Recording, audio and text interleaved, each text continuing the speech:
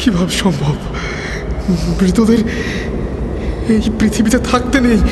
তুমি তুমি চলে যাও, চলে যাও, প্লিজ চলে যাও। সবটাই কি ইলুশন, নাকি অন্য জগতের কেউ কখনো হাজির হয়ে যায় চোখের পলকে? ভূত.com উইথ রাসেল। Welcome back. আপনাদের সবাইকে স্বাগত জানাচ্ছি আমি রাসেল। আশা করছি আপনারা সবাই ভালো আছেন এবং ভালোর তলে আছেন। আমিও ভালো আছি আর ভালোর তলে আছি। যেভাবে লেখা আছে সেভাবেই পড়ে শোনাচ্ছি। বিসমিল্লাহির রহমানির রহিম। আসসালামু আলাইকুম প্রিয় রাসেল ভাই ও সম্মানিত শ্রোতাবৃন্দ। আমি জানি আপনি অনেক ভালো আছেন, ভালোর তলে আছেন, আর থাকবেনই না কেন।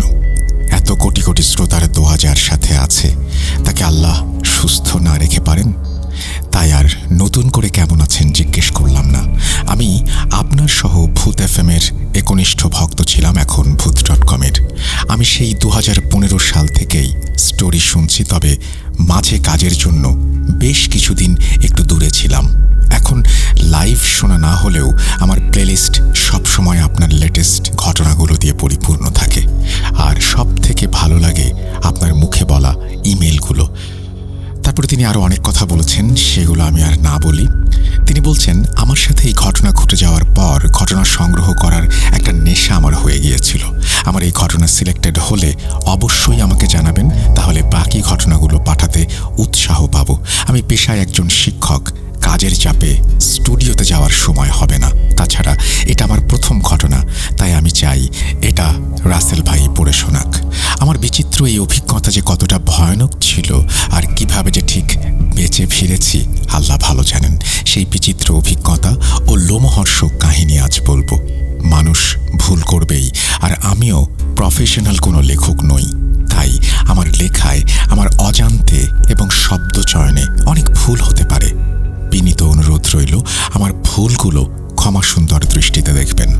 এই ফাঁকে আমার পরিচয়টা ছোট করে এখানে দিতে চাই। আমি সঙ্গত কারণে ঘটনার কোথাও জায়গার নামগুলো প্রকাশ না করার অনুরোধ করছি। এটা একটা কটেজকে ঘিরে কাহিনী, আর এটা তাদের ব্যবসার জায়গা।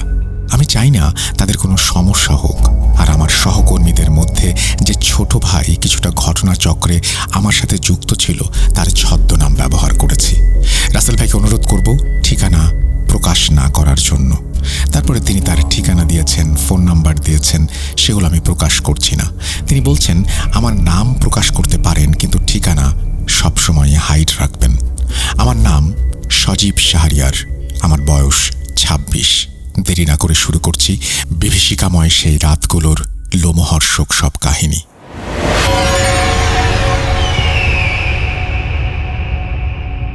সালটা 2018 সালের নভেম্বর মাস।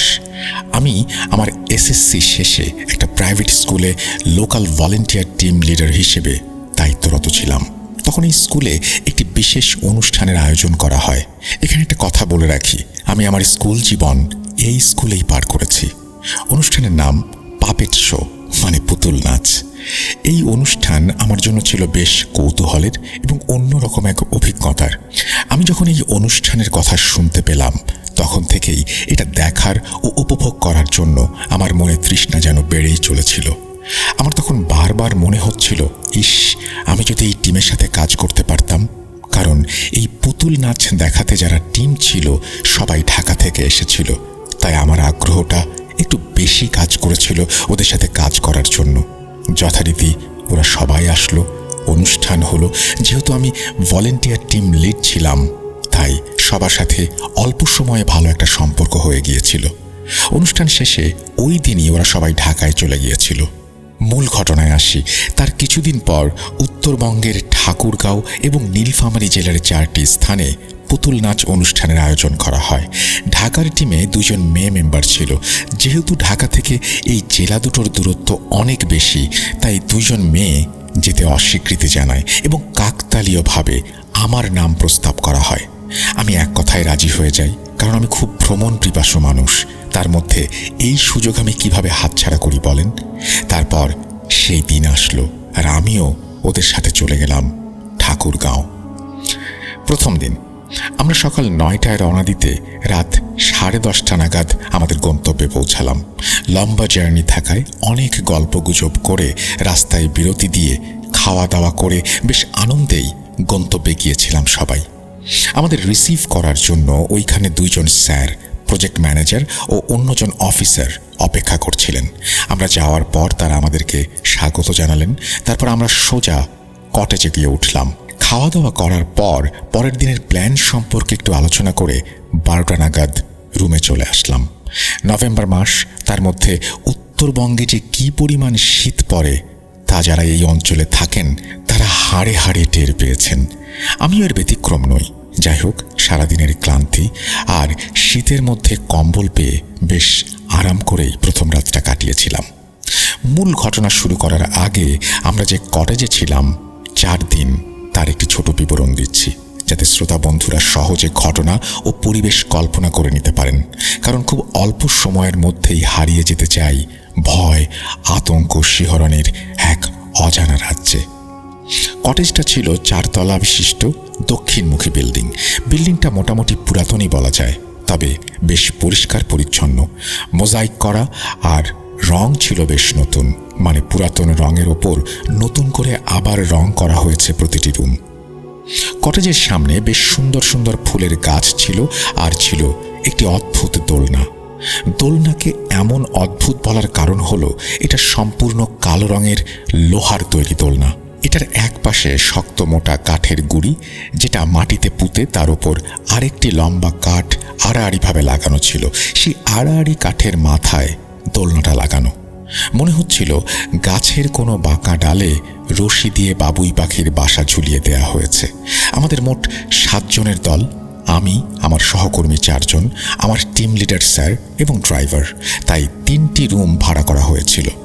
আমি আর আমার সঙ্গী আরিফ 3য় তলার একটি রুমে থাকার জন্য নির্ধারিত হয়েছিলাম। কারণটা বেশ হাস্যকর। আমরা 2 জন একটু হ্যাংলা পাতলা ছিলাম, সহজেই ওপরে ওঠানামা করতে পারতাম বলে আমাদের 2 জনকে ওপরে থাকতে বলা হলো। আমরাও মেনে নিলাম। দোতলায় আমার বাকি 3 জন সহকর্মী এবং নিচের তলায় স্যার আর ড্রাইভার একসাথে ছিলেন। আমাদের রুমগুলো ছিল পূর্ব পাশের একটির ওপর আরেকটি, মানে নিচতলা, দোতলা আর তার উপর 3য় তলা, এভাবে। আমাদের রুমের ভেতরের বর্ণনা একটু দিয়ে দিই।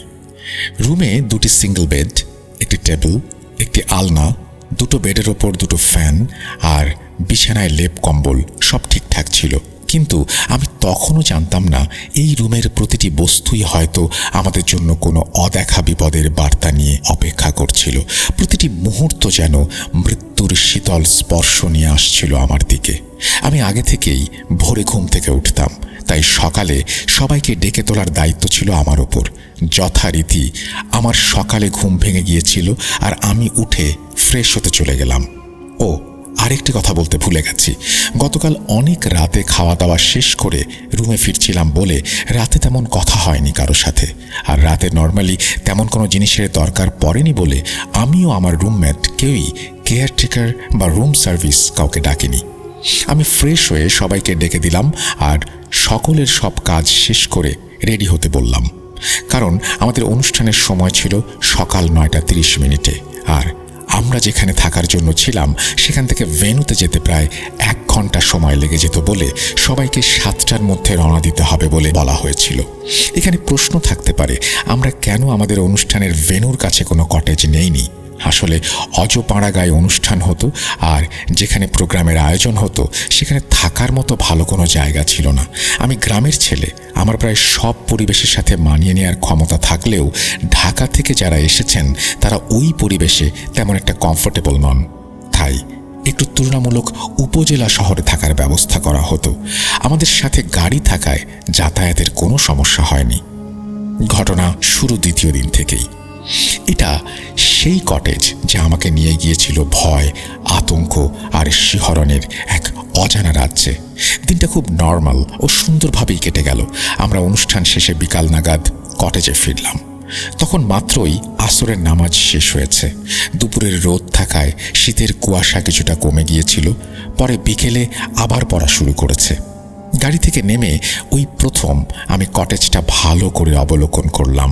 আমি দেখলাম আমি যে রুমে থাকি সেই রুমের ঠিক ওপরে আরেকটি রুমে বাতি জ্বলছে। আমি ভাবলাম নতুন গেস্ট এসেছে মেবি। যেহেতু সারাদিন বাইরে ছিলাম তাই কে আসলো না আসলো সেটা জানারও কথা না।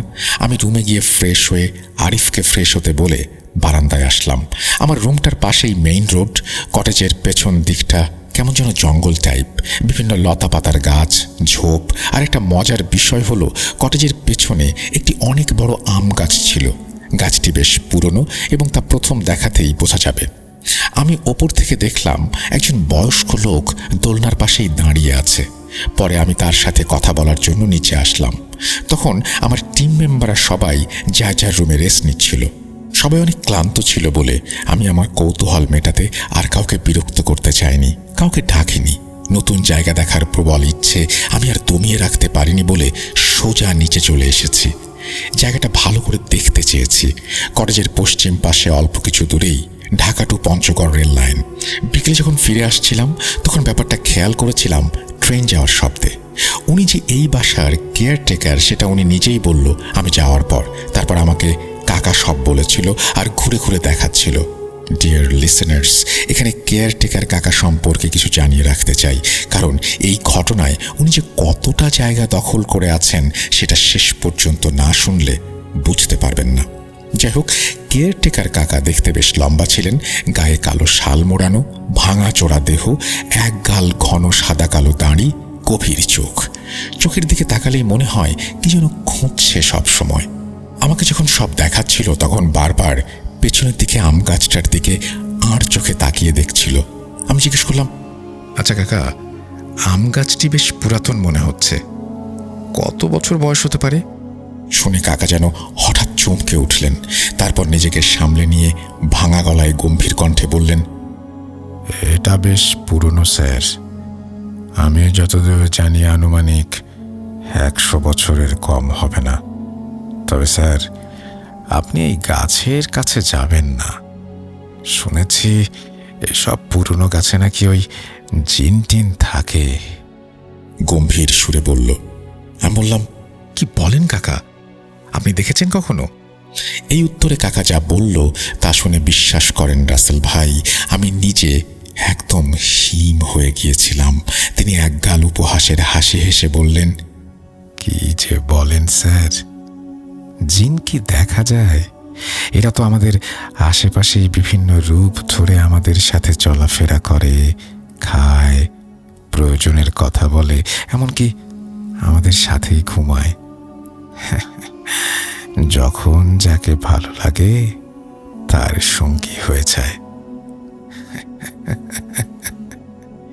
এই কথা শুনে আমি কিছুক্ষণের জন্য স্থির হয়ে তাকিয়ে রইলাম তার দিকে। হঠাৎ আমার ধ্যান ভাঙল আমার রুমমেট আরিফের ডাকে। আমি পেছন ফিরে দেখি হাতে কফির মগ নিয়ে সে আমাকে ডাকছে। আমি সামনে কাকাকে ডাকতে যাব, তখন দেখি উনি আমার সামনে নেই। কোথায় গেলেন এক মুহূর্তেই। আমার শরীরে কাঁপুনি দিয়ে উঠল। পরে একটু স্থির হয়ে নিজেকে সামলে নিয়ে ভাবলাম হয়তো গেটের ওই দিকে কোনো কাজে চলে গেছে। আমি আরিফের কাছে আসায় সে বলল, ভাই, আপনাকে রুমে না পেয়ে বারান্দা থেকে দেখি আপনি এখানে দাঁড়িয়ে আছেন। ওপর থেকে কয়েকবার ডেকেছি, কিন্তু আপনি মনে হয় খুব মনোযোগ দিয়ে কিছু দেখছিলেন, তাই আমি আসলাম। এই নিন, আপনার জন্য কফি নিয়ে এসেছি। কি দেখছিলেন এরকম করে? আমি একটু এড়িয়ে গেলাম। তারপর বললাম, কই না তো, এরকম বাসায় আমি এর আগে কখনো যাইনি তো, তাই একটু কৌতূহল হয়েছিল, ঘুরে দেখছিলাম সব কিছু। পরে আরিফ বলল, আচ্ছা ভাই চলেন, সবাই বসে আছে রুমে, কালকের জন্য প্ল্যান করা লাগবে। আপনাকে ডাকতে পাঠালো স্যার। তারপর আমি চলে আসলাম, কিন্তু আমার মন থেকে সেই কাকার কথা কিছুতেই যাচ্ছে না। আমার বারবার মনে হতে লাগলো কাকা মনে হয় আরো কিছু বলতে চাচ্ছিলেন। হঠাৎ আরিফ চলে আসায় উনি চলে গেছেন। আরিফ কি কেয়ারটেকার কাকাকে দেখেনি আমার সাথে কথা বলতে? সে তো কাকার কথা জিজ্ঞেস করলো না। সত্যিই কি আম গাছে কিছু আছে? সত্যিই কি জিন আমাদের সাথে থাকে, কথা বলে, খায়? আচ্ছা, কাল কাকার সাথে আমাকে আবার কথা বলতে হবে। এসব ভেবে আমি আমাদের কালকের পরিকল্পনা সাজাতে মনোযোগ দিলাম। এখানে একটি কথা না বললেই নয়, বিকেলবেলা যে আমাদের ঘরের ওপরে একটি ঘরে আলো দেখেছিলাম, সেই ঘর থেকে রাতে কোনো আলো, এমনকি কাউকে বের হতেও দেখিনি।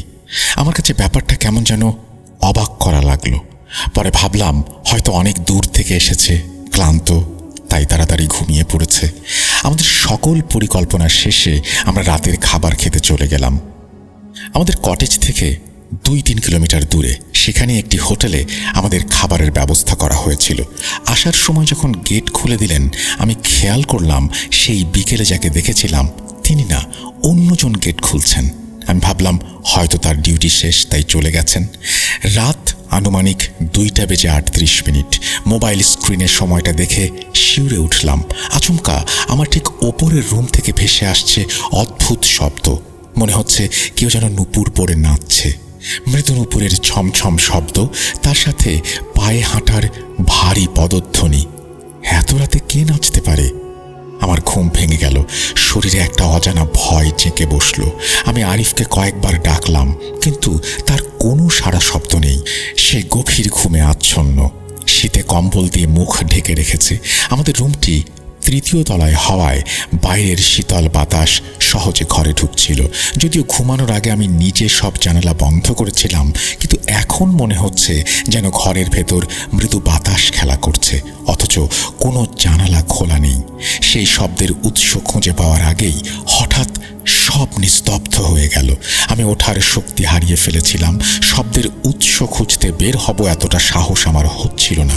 আমি তখনও ভাবতে পারিনি যে এই শব্দটা এতটা অস্বাভাবিক হবে। আমি তখনও ভাবছিলাম ওপরের তলায় যারা আসছে ওনারাও কি কোনো প্রোগ্রামের জন্য এসেছে, কারণ আমরাও তো প্রোগ্রামের জন্য এসেছি। হয়তো তারাও তাই, সেজন্যই প্র্যাকটিস করছে। কিন্তু এত রাতে শব্দটা বেশিক্ষণ ছিল না, তাই তার রেশ অল্পতেই কেটে যায়। আমি এটা সেটা ভাবতে ভাবতে আবার কখন যেন ঘুমিয়ে পড়েছিলাম। আমার যেহেতু সবাইকে ঘুম থেকে তোলার দায়িত্ব, তাই অ্যালার্ম সেট করা ছিল ফজরের একটু আগে আগে। মোবাইলের তীব্র শব্দে আমার ঘুম ভাঙল। চোখ খুলতেই রাতের সেই অদ্ভুত অভিজ্ঞতাটার কথা মনে পড়ল। স্বপ্ন নাকি সত্যি? বিছানায় আরও মিনিট 5 এদিক ওদিক গড়াগড়ি করে উঠে পড়লাম। আমার তোয়ালেটা নিয়ে ওয়াশরুমে যাব। যেই হাতল ধরে দরজাটা খুললাম, অমনি এক শীতল বাতাস আমার গায়ে এসে লাগলো। দরজা খুলে ভেতরে যা দেখলাম তাতে আমার শরীরের রক্ত হিম হয়ে গেল। ওয়াশরুমের ফ্লোর ভেজা, বালতি আর মগও ভেজা। আয়নায় দেয়ালের চারিদিকে পানির ছিটে লেগে আছে। শাওয়ার ট্যাপ থেকে ফোঁটা ফোঁটা পানি পড়ছে। মনে হচ্ছে মাত্রই কেউ গোসল করে গেল। তার উপর ভেসে আসছে এক মিষ্টি অথচ অস্বস্তিকর গন্ধ, যেন শিউলি ফুলের সঙ্গে কর্পূরের এক অদ্ভুত মিশ্রণ। অথচ রুমে আমি আর আরিফ ছাড়া কেউ নেই, আর আমি প্রথম ঘুম থেকে উঠেছি। রাতেও কেউ গোসল করেনি, সুতরাং ভেজা থাকার কোনো কারণই নেই। এই দৃশ্য দেখার পর আমার আর ওয়াশরুমে ঢোকার সাহস হলো না। আমার পা যেন জমে গেছে। আমি কোনোভাবে আরিফের বেডের কাছে আসলাম। আতঙ্কিত হয়ে আমি আরিফকে ডেকে তুললাম। তারপর তাকে জিজ্ঞেস করলাম, আরিফ, তুমি কি একটু আগে ওয়াশরুম ব্যবহার করেছো? আমার গলা কাঁপছিল। আরিফ চোখ কচলাতে কচলাতে উত্তর দিল, কই না তো, আপনি তো আমাকে ডাকলেন, আমি তো যাইনি। আমি বললাম, তাহলে ওয়াশরুম কে ব্যবহার করেছে? পুরোটা ভেজা, মনে হচ্ছে মাত্রই কেউ গোসল করে বেরিয়েছে। আরিফ অবাক হয়ে বলল, কই দেখি চলেন তো। আমরা দুজনেই সাবধানে দরজার ফাঁক দিয়ে উঁকি দিলাম, কিন্তু এবার যা দেখলাম তা আরও অবিশ্বাস্য। ওয়াশরুমের মেঝে শুকনো, বালতি মগ সব স্বাভাবিক, আয়নায় পানির কোনো চিহ্নও নেই, গন্ধটাও মিলিয়ে গেছে। আমি হতবাক, এ কি করে সম্ভব? কিছুক্ষণ আগে আমি স্পষ্ট দেখলাম সব ভেজা, আর এখন সব স্বাভাবিক। এটা কি আমার মনের ভুল? আমি কি বেশি ভাবছি সব কিছু নিয়ে? আরিফ কাঁধ ঝাঁকিয়ে বলল, ভাই, রাতে ঘুম কম হয়েছে নাকি? মনের ভুল হবে আপনার। আমি মনে মনে ভাবলাম, কিভাবে সম্ভব? এই চোখের ভুল তো হওয়া সম্ভব না, কখনো হয়নি। আমি আরিফকে জিজ্ঞেস করলাম, তুমি কি রাতে কোনো শব্দ শুনেছ? আরিফ না সূচক মাথা নাড়ল। আমার মস্তিষ্কের প্রতিটি কোষ যেন চিৎকার করে বলছিল, একটা কিছু ঠিক নেই। কিন্তু এসব নিয়ে এখন কাউকে কোনো কিছু বলে কি লাভ? আমরা এখানে একটি গুরুত্বপূর্ণ কাজে এসেছি। এসব শুনে যদি কোনো সমস্যা হয়, তাই আর কোনো কিছু না বলে আমি ওয়াশরুমের দিকে ফিরে গেলাম। কিন্তু দরজা বন্ধ করে গোসল করার সাহস হলো না। অগত্যা দরজা খোলা রেখেই দ্রুত গোসল সেরে নিলাম। শীতের পোশাক গায়ে জড়িয়ে সবাইকে ডাকতে নিচে চলে গেলাম। পরে রুমে ফিরে এসে দেখি আরিফ ফ্রেশ হয়ে বের হয়ে আসছে। আমরা সবাই প্রস্তুত হয়ে সকাল 7টায় গাড়িতে চেপে রওনা দিলাম আজকের গন্তব্যের উদ্দেশ্যে। কিন্তু আমার মন থেকে ওয়াশরুমের সেই ভেজা ফ্লোর আর অদৃশ্য গন্ধের রহস্য কিছুতেই মুছছিল না। কটেজের প্রতিটি দেয়াল যেন কোনো এক অশুভ রহস্যের নীরবে সাক্ষী হয়ে বারবার মনে করিয়ে দিচ্ছিল এই বিভীষিকাময় রাতের কথা। প্রিয় শ্রোতাবৃন্দ, কটেজের প্রতিটি ছায়া যেন আরও দীর্ঘ হচ্ছে, আরও রহস্যময় হচ্ছে। তৃতীয় দিনের ঘটনা। সেদিন প্রোগ্রাম শেষ হতে হতে বেশ দেরি হয়ে গিয়েছিল। সারাদিনের ধকল আর ক্লান্তিতে গতরাতের অলৌকিক ঘটনাগুলো আমার মাথা থেকে প্রায় উধাও হয়ে গিয়েছিল। বিকেল নাগাদ যখন ফিরলাম, ঘড়িতে প্রায় 5টা বাজে। কুয়াশার পাতলা চাদরে মোড়া কটেজটাকে দেখে মনে হচ্ছিল শীতের বুড়ি যেন তার সমস্ত রহস্য দিয়ে আষ্টে পৃষ্ঠে জড়িয়ে রেখেছে। গাড়ি থেকে নেমে সবাই যে যার রুমে চলে গেলাম। এই হাড় কাঁপানোর শীতে আর গোসল করার সাহস হলো না। সকালে তো গোসল সেরেই বেরিয়েছিলাম। আরিফ আমার ব্যাগটা নিয়ে রুমের দিকে যাচ্ছিল। দ্বিতীয় তলায় উঠে বলল, ভাই, আমি আমার ফোনের চার্জারটা ফেলে এসেছি, আপনি ব্যাগটা নিয়ে রুমে যান, আমি আসছি। আমি কিছু বলার আগেই সে দ্রুত নিচে নেমে গেল। অগত্যা ব্যাগ নিয়ে আমি তৃতীয় তলায় সিঁড়ি ভাঙতে শুরু করলাম। সিঁড়ি থেকে আমার রুমে যেতে হলে আরও 2 রুম পার হতে হয়। আমি যেই সিঁড়ি পার হয়ে রুমের দিকে এগোচ্ছি, ঠিক তখনই দেখলাম সেই কেয়ারটেকার কাকা আমার রুমের দিক থেকে আসছেন। আমি তাকে দেখে রীতিমতো চমকে উঠলাম, কারণ আমি নিচ থেকে আসার সময় কাউকে সিঁড়ি দিয়ে উঠতে দেখিনি। তাকে দেখেই আমার গতকাল বিকেলের ঘটনা মনে পড়ে গেল। আমি কিছু জিজ্ঞেস করতে যাব, ঠিক তখনই তিনি একটু মৃদু হেসে, কিন্তু বড্ড রহস্যময় হাসি হেসে আমাকে বললেন, কি স্যার, কাল বিকেলে কি ভয় পেয়ে গিয়েছিলেন? তার প্রশ্ন শুনে আমি একটু অপ্রস্তুত হয়ে গিয়েছিলাম, কিন্তু পরক্ষণেই নিজেকে সামলে নিয়ে বললাম, কই না তো। কিন্তু আপনি কালকে হঠাৎ কোথায় চলে গিয়েছিলেন? আপনাকে আর দেখতে পেলাম না। কাকা আবার সেই রহস্যময় হাসি এসে বললেন, আমার একটু কাজ ছিল তো, তাই দেরি করিনি। তার হাসিটা এতটাই অস্বাভাবিক ছিল যে আমার শির দ্বারা দিয়ে একটা শীতল স্রোত বয়ে গেল। আমি আর কথা বাড়ালাম না। তিনি বললেন, অনেক দূর থেকে এসেছেন, অনেক পরিশ্রম করেছেন স্যার। যান যান যান যান, ফ্রেশ হয়ে বিশ্রাম নিন। আমিও সম্মতিসূচক মাথা নেড়ে রুমে চলে গেলাম। দরজা খুলে যেই রুমে ঢুকবো, তখনই নাকে এসে লাগলো এক অচেনা মিষ্টি অথচ ভারী গন্ধ, ঠিক যেমনটা গতকাল রাতে ওয়াশরুমে পেয়েছিলাম, কিন্তু তার চেয়েও গাঢ়, তীব্র। এই গন্ধ যেন আমাকে এক অজানা অতীতে টেনে নিয়ে যাচ্ছিল। আর তখনই আমার মাথায় বিদ্যুৎ চমকের মতো একটা চিন্তা খেলে গেল। আমরা যে এত দূর থেকে এসেছি, এটা কাকা জানলেন কি করে? আমাদের কোথায় যাওয়ার কথা, কাজের স্কেডিউল কি, এসব তো আমাদের টিমের বাইরে কারো জানার কথা না। বাইরের একজন মানুষ, বিশেষ করে কটেজের কেয়ারটেকার, এত ব্যক্তিগত তথ্য জানবেন কিভাবে? আমার রক্ত যেন জমে গিয়েছিল। আমি কাকাকে ডাকতে যাব, ঠিক তখনই আরিফ রুমে ঢুকলো। তার উপস্থিতি যেন আমাকে কিছুটা স্বস্তি দিল। আমি আর কোনো কিছু না ভেবে দ্রুত ফ্রেশ হতে ওয়াশরুমে চলে গেলাম। যাওয়ার সময় খেয়াল করলাম রুমের সেই মিষ্টি গন্ধটা ততক্ষণে উধাও। উফ, এসব কি হচ্ছে আমার সাথে? আমার মনে যেন হাজারো প্রশ্ন ভয়ে থমকে দাঁড়িয়েছিল। আমি আর ভাবতে পারছিলাম না। আমি ওয়াশরুম থেকে বের হতে না হতেই আরিফ কফি বানিয়ে ফেলেছে। গতকালের আনা ইলেকট্রিক কেটলিটা রুমেই ছিল। কফি খেতে খেতে আরিফকে জিজ্ঞেস করলাম, আরিফ, আসার সময় কেয়ারটেকার কাকাকে দেখলে? কেমন অদ্ভুত কথা বলে, তার চলাফেরাও কেমন, তাই না? আরিফ মনে হলো বেশ অবাক হলো আমার কথায়। সে বলল, কোন কেয়ারটেকারের কথা বলছেন ভাই? আমি তো অদ্ভুত কাউকে দেখলাম না। আমি বললাম, কিছুক্ষণ আগে আমাদের রুম থেকে বেরিয়ে গেল, তুমি দেখোনি? আরিফ ভ্রু কুঁচকে বলল, ভাই, আমি তো কাউকে দেখিনি, আপনি কার কথা বলছেন? আমি অবাক চোখে আরিফকে দেখছিলাম। সে তো আমার সাথে মজা করছে না। সে মজা করার মতো ছেলে নয়। তাহলে আমি যার কথা বললাম, যাকে দেখলাম, সে কি সত্যি ছিল না, নাকি কাকা রুম পরিষ্কার করতে উপরে উঠে গিয়েছিলেন? এসব ভাবতে ভাবতে অন্য মনস্ক হয়ে যাচ্ছি। তখন আরিফ হেসে বলল, আপনি হয়তো উল্টাপাল্টা কিছু ভাবছেন, আর ভাববেন না। যে পরিমাণ জিন ভূতের সিরিজ আপনি দেখেন বলেই হাসতে লাগলো। কিন্তু আমি তো বুঝছি ঘটনাটা আসলে আমাকে কোন দিকে নিয়ে যাচ্ছে। যাই হোক, আমার মন কিছুতেই মানতে পারছিল না। আমি নিশ্চিত ছিলাম আমি তাকে দেখেছি, তার সাথে কথাও বলেছি। কেয়ারটেকার কাকার সেই রহস্যময় হাসি, তার কথা বলা, আর কটেজের ভেতরে সেই অদ্ভুত গন্ধ, সব মিলিয়ে আমার মনে এক অশুভ আশঙ্কার কালো মেঘ জমে উঠল। মনে হলো এই কটেজে কেবল আমরাই নই, আরও অনেকে আছে। অনেক অদেখা সত্তা আমাদের সঙ্গ দিচ্ছে, আর সেই কাকা হয়তো তারই কোনো মাধ্যম। উনি শুধু আমাকেই দেখা দিচ্ছে। ওনার উদ্দেশ্য কি? এখানে একটা কথা জানিয়ে রাখি, আমি প্রচুর তুরস্কের সিরিজ, কালো জাদু, জিনভূত এসবের ফিল্ম দেখতাম। স্পেশালি আমি ডাব্বে সিরিজের খুব ভক্ত ছিলাম।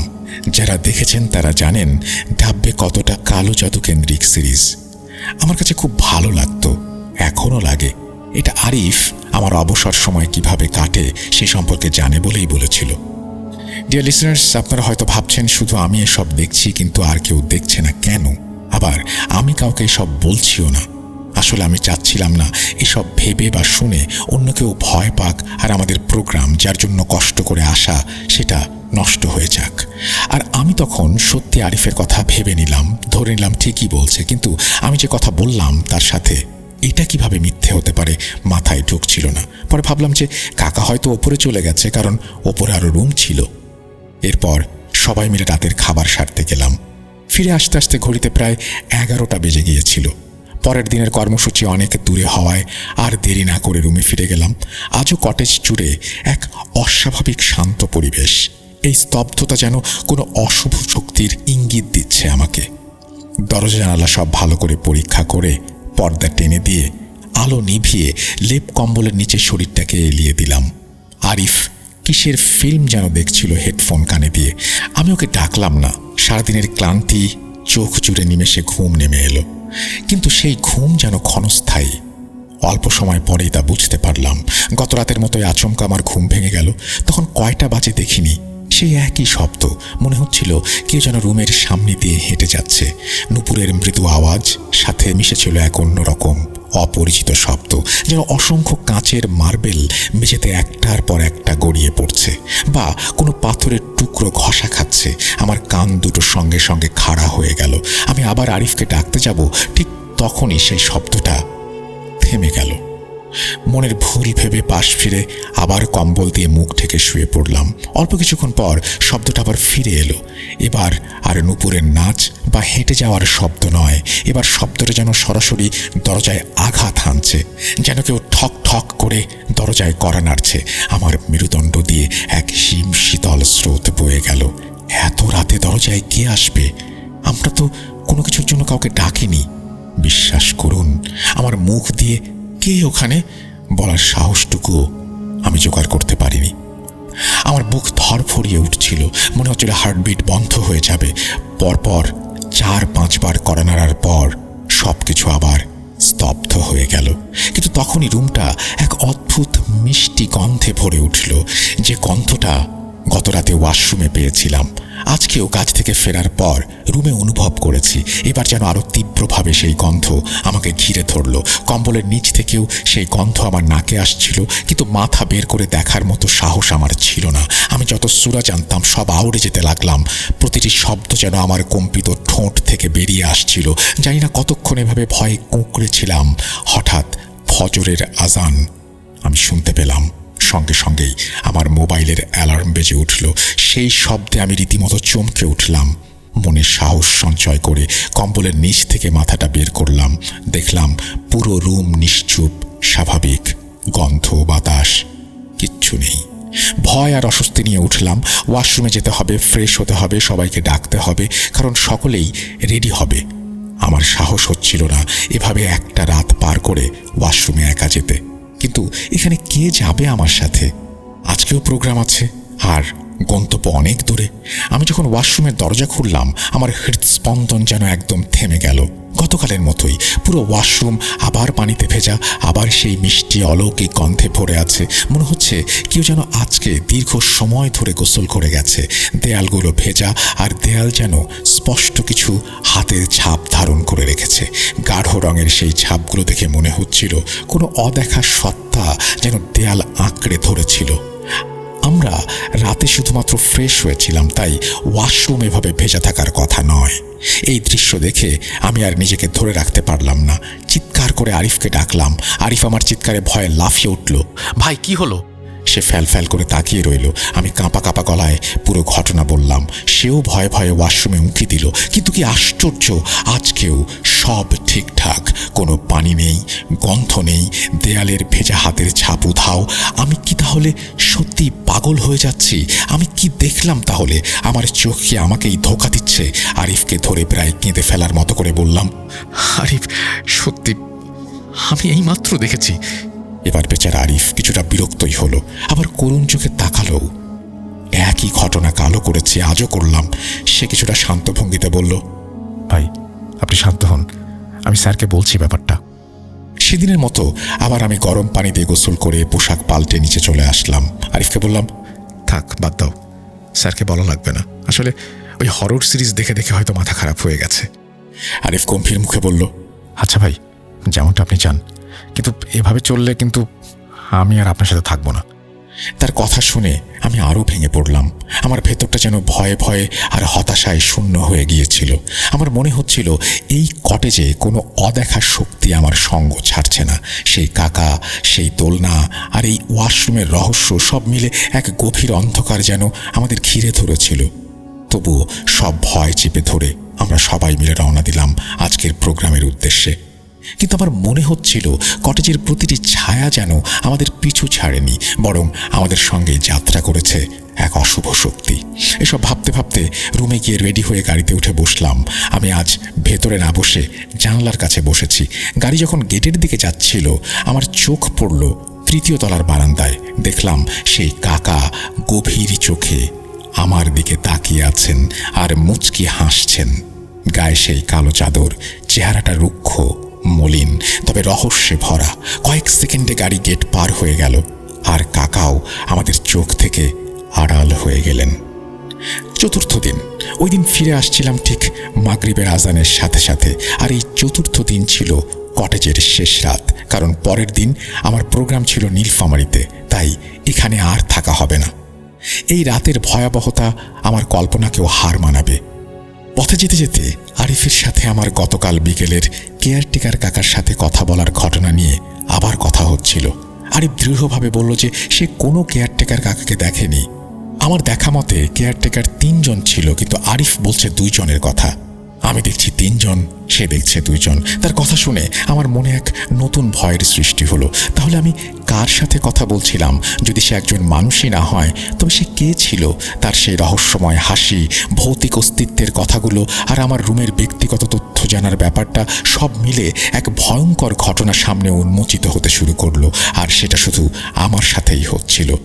আমি যে কাউকে বলবো সেটাও বলতে পারছি না, বুঝতে পারছি না। যথারীতি আগের মতো রাতের খাবার শেষ করে রুমে ফিরে আসলাম। আজ একটা অস্বাভাবিক ঘটনার মধ্যে যেটা হলো, সকালের কাকাকে, মানে যে আমাকে উদ্ভট বিষয়ে অবগত করেছে, ওনাকে দেখিনি, সন্ধ্যায়ও দেখিনি। আবার রাতে 2 বার করে কেয়ারটেকার রুমে এসেছে, রাতের পানি অন্যান্য জিনিসপত্র গুছিয়ে দিয়ে গেছে, কিন্তু ওই কাকাকে চোখে পড়েনি। আমি মনে মনে তাকে খুঁজছিলাম। এখন যারা ছিল দায়িত্বে তাদেরকে জিজ্ঞাসা করব, সেটাও করিনি। আরিফের মতো তারাও যদি অস্বীকার করে যে এমন কেউ এখানে নেই, ব্যাপারটা হজম করা আমার জন্য বেশ কষ্টের হবে। আমার গতকালকের থেকে আজ বেশ সাহস সঞ্চার হয়েছে মনে হচ্ছে। আমি আজ নিজেকে সাহসী ভাবতে শুরু করেছি। আজ আর আমার ওপরের তলার কাউকে আমি দেখতে পাইনি। আমরা তো সারাদিন থাকি না, ওনারা হয়তো কাজ শেষ করে চলে গেছে। আরিফ তখন বলল, ভাই, আসলে কি আপনি ওই 2 জন ছাড়া তৃতীয় কাউকে দেখেছেন, কথা বলেছেন? হ্যাঁ, আমি তোমাকে মিথ্যে বলবো কেন? আমি কথা বলেছি। উনি আমাকে আম গাছের ব্যাপারটা বলল, এটা অনেক পুরাতন, এখানে নাকি জিন ভূত থাকে। এসব শুনে আরিফ একটু চিন্তায় পড়ে গেল, কারণ সেও আম গাছটা খেয়াল করেছে, একদম মাথা উঁচু করে কটেজের পেছনে দাঁড়িয়ে আছে। আরিফ বলল, আপনি ছাড়া আমরা কেউ সব দেখছি না, বুঝতেও পারছি না। আপনি ভয় পাবেন না, ভয় পেলে ভয় নাকি আরও বেশি জেঁকে বসে। আরিফের কথা শুনে আমার মনে বিন্দু বিন্দু ভয় সঞ্চার হওয়া শুরু করলো। আমি সূরা পড়ে শুয়ে পড়ার প্রস্তুতি নিচ্ছিলাম। আজ ঘুমানোর আগে ভালো করে ওয়াশরুম চেক করে জানালা লাগিয়ে পর্দা টেনে তারপর ঘুমাতে গেলাম। মনের মধ্যে নানান প্রশ্ন। কে এই কাকা? তিনি যদি কেউ নাই হন তাহলে আমাকে বারবার দেখা দিচ্ছেন কেন? রহস্যময়ভাবে কথা বলছেন, হাসছেন, ভয় দেখাচ্ছেন। এসব ভাবতে ভাবতে কম্বলের উষ্ণতায় আমার মস্তিষ্ক ঘুমের রাজ্যে হারিয়ে গেল। আবার সেই মধ্যরাত। আজও আমার ঘুম আচমকা গত রাতের মতো ভেঙে গেল। আমার সেই রাতে অনেক পিপাসা লাগছিল, কিন্তু রুমে যে পানির বোতল ছিল সেখানে কোনো পানি নেই। আমার এমন পিপাসা নর্মালি লাগে না। সেদিন মনে হচ্ছিল গলা শুকিয়ে কাঠ হয়ে গেছে। আমাদের রুমে কেয়ারটেকার ডাকার জন্য একটা কলিং বেল ছিল। ইমার্জেন্সিতে সেই সুইচ চাপলে রাতে যে দায়িত্বে থাকে সে চলে আসতো। যদিও এর আগে ডাকার কোনো প্রয়োজন পড়েনি, তবে আজ না ডেকে আর পারলাম না। আরিফ ঘুমাচ্ছে, ডাকবো? না থাক, কলিং বেল চাপলেই তো লোক আসবে। কলিং বেল চাপার ৩-৪ মিনিটের মধ্যে দরজায় নক। প্রথম নকের আওয়াজে আমি একটু চমকে উঠি। পরে জিজ্ঞাসা করি, কে? ওপাশ থেকে উত্তর আসলো, স্যার, আপনি ডেকেছেন? কোনো প্রয়োজন? হ্যাঁ, রুমে পানি দেননি কেন? পানি শেষ, আমার পিপাসা লাগছে, পানি দিয়ে যান। আচ্ছা। এই বলে আবার নিস্তব্ধতা। কিছুক্ষণ পর আবার নক। স্যার, পানি নিয়ে এসেছি। আমি একটু ভয় নিয়েই দরজা খুললাম। তখনই একটা ঠান্ডা বাতাস আমার গায়ে এসে লাগলো। দেখলাম কেয়ারটেকার পানির বোতল হাতে দাঁড়িয়ে আছেন। বোতলটা নিয়ে দ্রুত রুমে ফিরে এলাম। আমার সারা শরীর অতর্কিতে শীতে যেন কাঠ হয়ে আসছিল। এ কেবল শীত নয়, যেন হাড়ের মজ্জা পর্যন্ত কাঁপিয়ে দেয়া এক শীতল আতঙ্ক। সেই বাতাসটা এতটাই ভারী ছিল যে তার ধাক্কায় আমার শিরা উপশিরা সহ সমস্ত অস্তিত্ব কেঁপে উঠেছিল। পানি পান করে সবে বিছানায় শুব, তখনই চোখ গেল জানালার দিকে। সামান্য অসাবধানে একটা পর্দা সরে গেছে। সেটা ঠিক করতে যাব, অমনি আমার দৃষ্টি যেন আঠার মতো আটকে গেল সেই দোলনায়। কুয়াশার পাতলা ঘোমটা থাকলেও সেখানে জ্বলে থাকা নিয়ন আলোর মলিন আভায় স্পষ্ট দেখতে পেলাম সেই কাকাকে। তিনি সেই কালো চাদর মুড়ি দিয়ে কাঁচা পাকা দাড়িওয়ালা মুখে দোলনায় বসে দোল খাচ্ছিলেন। তিনি আমার দিকে তাকালেন সেই বিভৎস বিদ্রুপের হাসি নিয়ে। নিয়ন আলোতে তার দাঁত চকচক করে উঠল। সেই মুহূর্তে মনে হলো কেউ যেন ঠিক আমার কানের কাছে ফিসফিস করে বলল, কি স্যার, কাল বিকেলে ভয় পেয়েছিলেন? সেই ফিসফিস শব্দে আমার মেরুদণ্ড দিয়ে যেন বরফের ছুরি নেমে গেল। শরীর যেন আর দাঁড়াতে পারছিল না। পেছনে ঘুরে কাউকে দেখতে না পেয়ে এক পৈশাচিক আতঙ্কে দ্রুত পর্দা বন্ধ করে বেড়ে ঝাঁপিয়ে পড়লাম। আমি কেমন যেন শব্দ করতে পারছি না, কথা বলার শক্তি হারিয়ে ফেলেছি। তারপর শুয়ে পড়লাম বটে, কিন্তু সেই রাত যেন এক অন্তহীন রাত। মনে হচ্ছিল এই অভিশাপের রাত কখনোই শেষ হবে না। নিরুপায় হয়ে আবার সূরা পড়া শুরু করলাম। ঠিক তখনই সেই অদ্ভুত মিষ্টি গন্ধটা আবার আমার নাকে এসে লাগলো। সেই গন্ধ যেন কেবল সুগন্ধ নয়, এক ভীষণ সম্মোহন।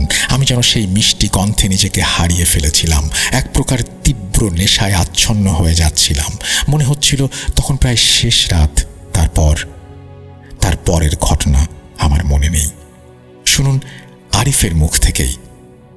ভাই, আপনার অ্যালার্মের শব্দে আমার ঘুম ভেঙে গিয়েছিল।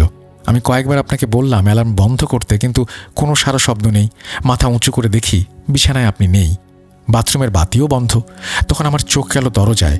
পুরো দরজাটা খুব অস্বাভাবিকভাবে খোলা। ভাবলাম এত ভোরে, ফজরের আজান হয়নি তখনও, এই সময় তো আপনার কাউকে ডাকতে যাবার কথা নয়। সন্দেহ নিয়েই দরজার দিকে গেলাম। বারান্দায় গিয়েও কাউকে দেখতে পেলাম না। তারপর যখন নিচে তাকালাম, যা দেখলাম তা দেখে আমার রক্ত হিম হয়ে গেল। দেখলাম আপনি দোলনায় বসে থাকা একটা কালো চাদরওয়ালা লোকের সাথে কথা বলছেন। তার ঠিক পর মুহূর্তেই আপনি ওই লোকটার সাথে কটেজের পেছনের দিকে যাচ্ছেন। আপনাকে দেখে মনে হচ্ছিল আপনি যেন কোনো সম্মোহনের মধ্যে আচ্ছন্ন। আমি নিজেকে আর ঠিক রাখতে পারলাম না। আপনাকে ডাক দেওয়ার জন্য দ্রুত নিচে নেমে স্যারকে ডাকলাম। তারপর বাকি সবাই আমার সাথে কটেজের পেছনে গেল। সেখানে আম গাছের নিচে গিয়ে যা দেখলাম তা আরও বিভীষিকাময়। আপনি আম গাছের নিচে দাঁড়িয়ে এক দৃষ্টিতে ওপরের দিকে তাকিয়ে আছেন। আপনার মুখ থেকে বেরোচ্ছে অদ্ভুত এক আবদার, হেই, আমাকে নিয়ে ওঠো, আমি তত উঁচুতে উঠতে পারবো না। আমরা আপনাকে নাম ধরে ডাকছি, কিন্তু আপনি যেন কারো কথা শুনতে পাচ্ছেন না। আপনার চোখ তখন যেন অন্য কোনো জগতের আলোয় জ্বলছে। আপনি ছিলেন একা। ওই কালো চাদরওয়ালা লোকটিও আর আমরা দেখতে পেলাম না। শেষে স্যার সহ আমরা যখন কাছে গেলাম এবং আপনার কাঁধে হাত রেখে জোরে জোরে নাড়া দিলাম, তখনই আপনি আমাদের দিকে তাকালেন। আপনার চোখ দেখে আমাদের আত্মা কেঁপে উঠল। আপনার চোখের স্বাভাবিক তারা পুরোপুরি অদৃশ্য, শুধু কালো একটা মণির মতো। ঠিক তার পর মুহূর্তেই আপনার মুখ দিয়ে একটা ভীষণ অমানসিক চিৎকার বেরোলো, যেন ভেতরের কোনো পৈশাচিক শক্তি আপনাকে ছিঁড়ে বের হচ্ছে। আপনি ধড়াস করে মাটিতে অজ্ঞান হয়ে পড়লেন। পরে আপনাকে ধরে রুমে নিয়ে আসা হলো, মাথায় পানি দিয়ে জ্ঞান ফেরানো হলো। আর এই আপনি এখন বসে কথা বলছেন। এরপর আমরা সেখানে দেরি করিনি, সোজা চলে এসেছি নীলফামারীতে। আমার শরীর ভালো না থাকায় আমি সেদিন আর অনুষ্ঠানে অংশগ্রহণ করিনি। আমি গেস্ট রুমে রেস্ট করে বিকেলের দিকে সবার সাথে কথা বলে চলে আসি বাড়িতে। ডিয়ার লিসেনার্স, এখানে একটা প্রশ্ন থেকেই যায়, কেয়ারটেকার কাকা, তাই না? সে কে, কি তার পরিচয়, এখানে কি করে? তার ঘটনা খুঁজতে আমি আবার যোগাযোগ করি সেই কটেজে। এই কাকার রহস্য আরও ভয়ঙ্কর। ওনাকে নিয়ে এর পরের লেখায় লিখব ইনশাল্লাহ। সবাইকে অনেক ধন্যবাদ এতক্ষণ মনোযোগ দিয়ে শোনার জন্য। আমি সজীব সবার থেকে দোয়া চেয়ে আজ বিদায় নিচ্ছি। ভালো থাকুন রাসেল ভাই, ভালো থাকুক ভূত.com-এর শ্রোতা সহযোগী সবাই। আমার ঘটনা সিলেক্টেড হলে জানাতে ভুলবেন না, তাহলে পরবর্তীতে ঘটনা পাঠাতে উৎসাহী হব। এই বলেই তিনি তার ঘটনা শেষ করেছেন। ঘটনাটি প্রথম পর্ব যদিও শেষ এবং সুন্দর, আমাদের অবশ্যই অপেক্ষা করতে হবে দ্বিতীয় পর্বের জন্য, এবং দ্বিতীয় পর্ব খুব দ্রুতই আমরা আশা করছি পেয়ে যাব, এবং যদি পাই তাহলে তো খুবই ভালো কথা। আমরা অপেক্ষায় থাকব। এবং এত চমৎকার একটা লেখা, এত চমৎকারভাবে লিখেছেন, আমি সত্যিই আনন্দিত আপনার এই ঘটনা পেয়ে, এবং আশা করছি খুব দ্রুতই আপনি দ্বিতীয় পর্ব পাঠিয়ে দেবেন। আপনাকে অসংখ্য ধন্যবাদ। আমরা চলে যাব আমাদের পরবর্তী ঘটনায়।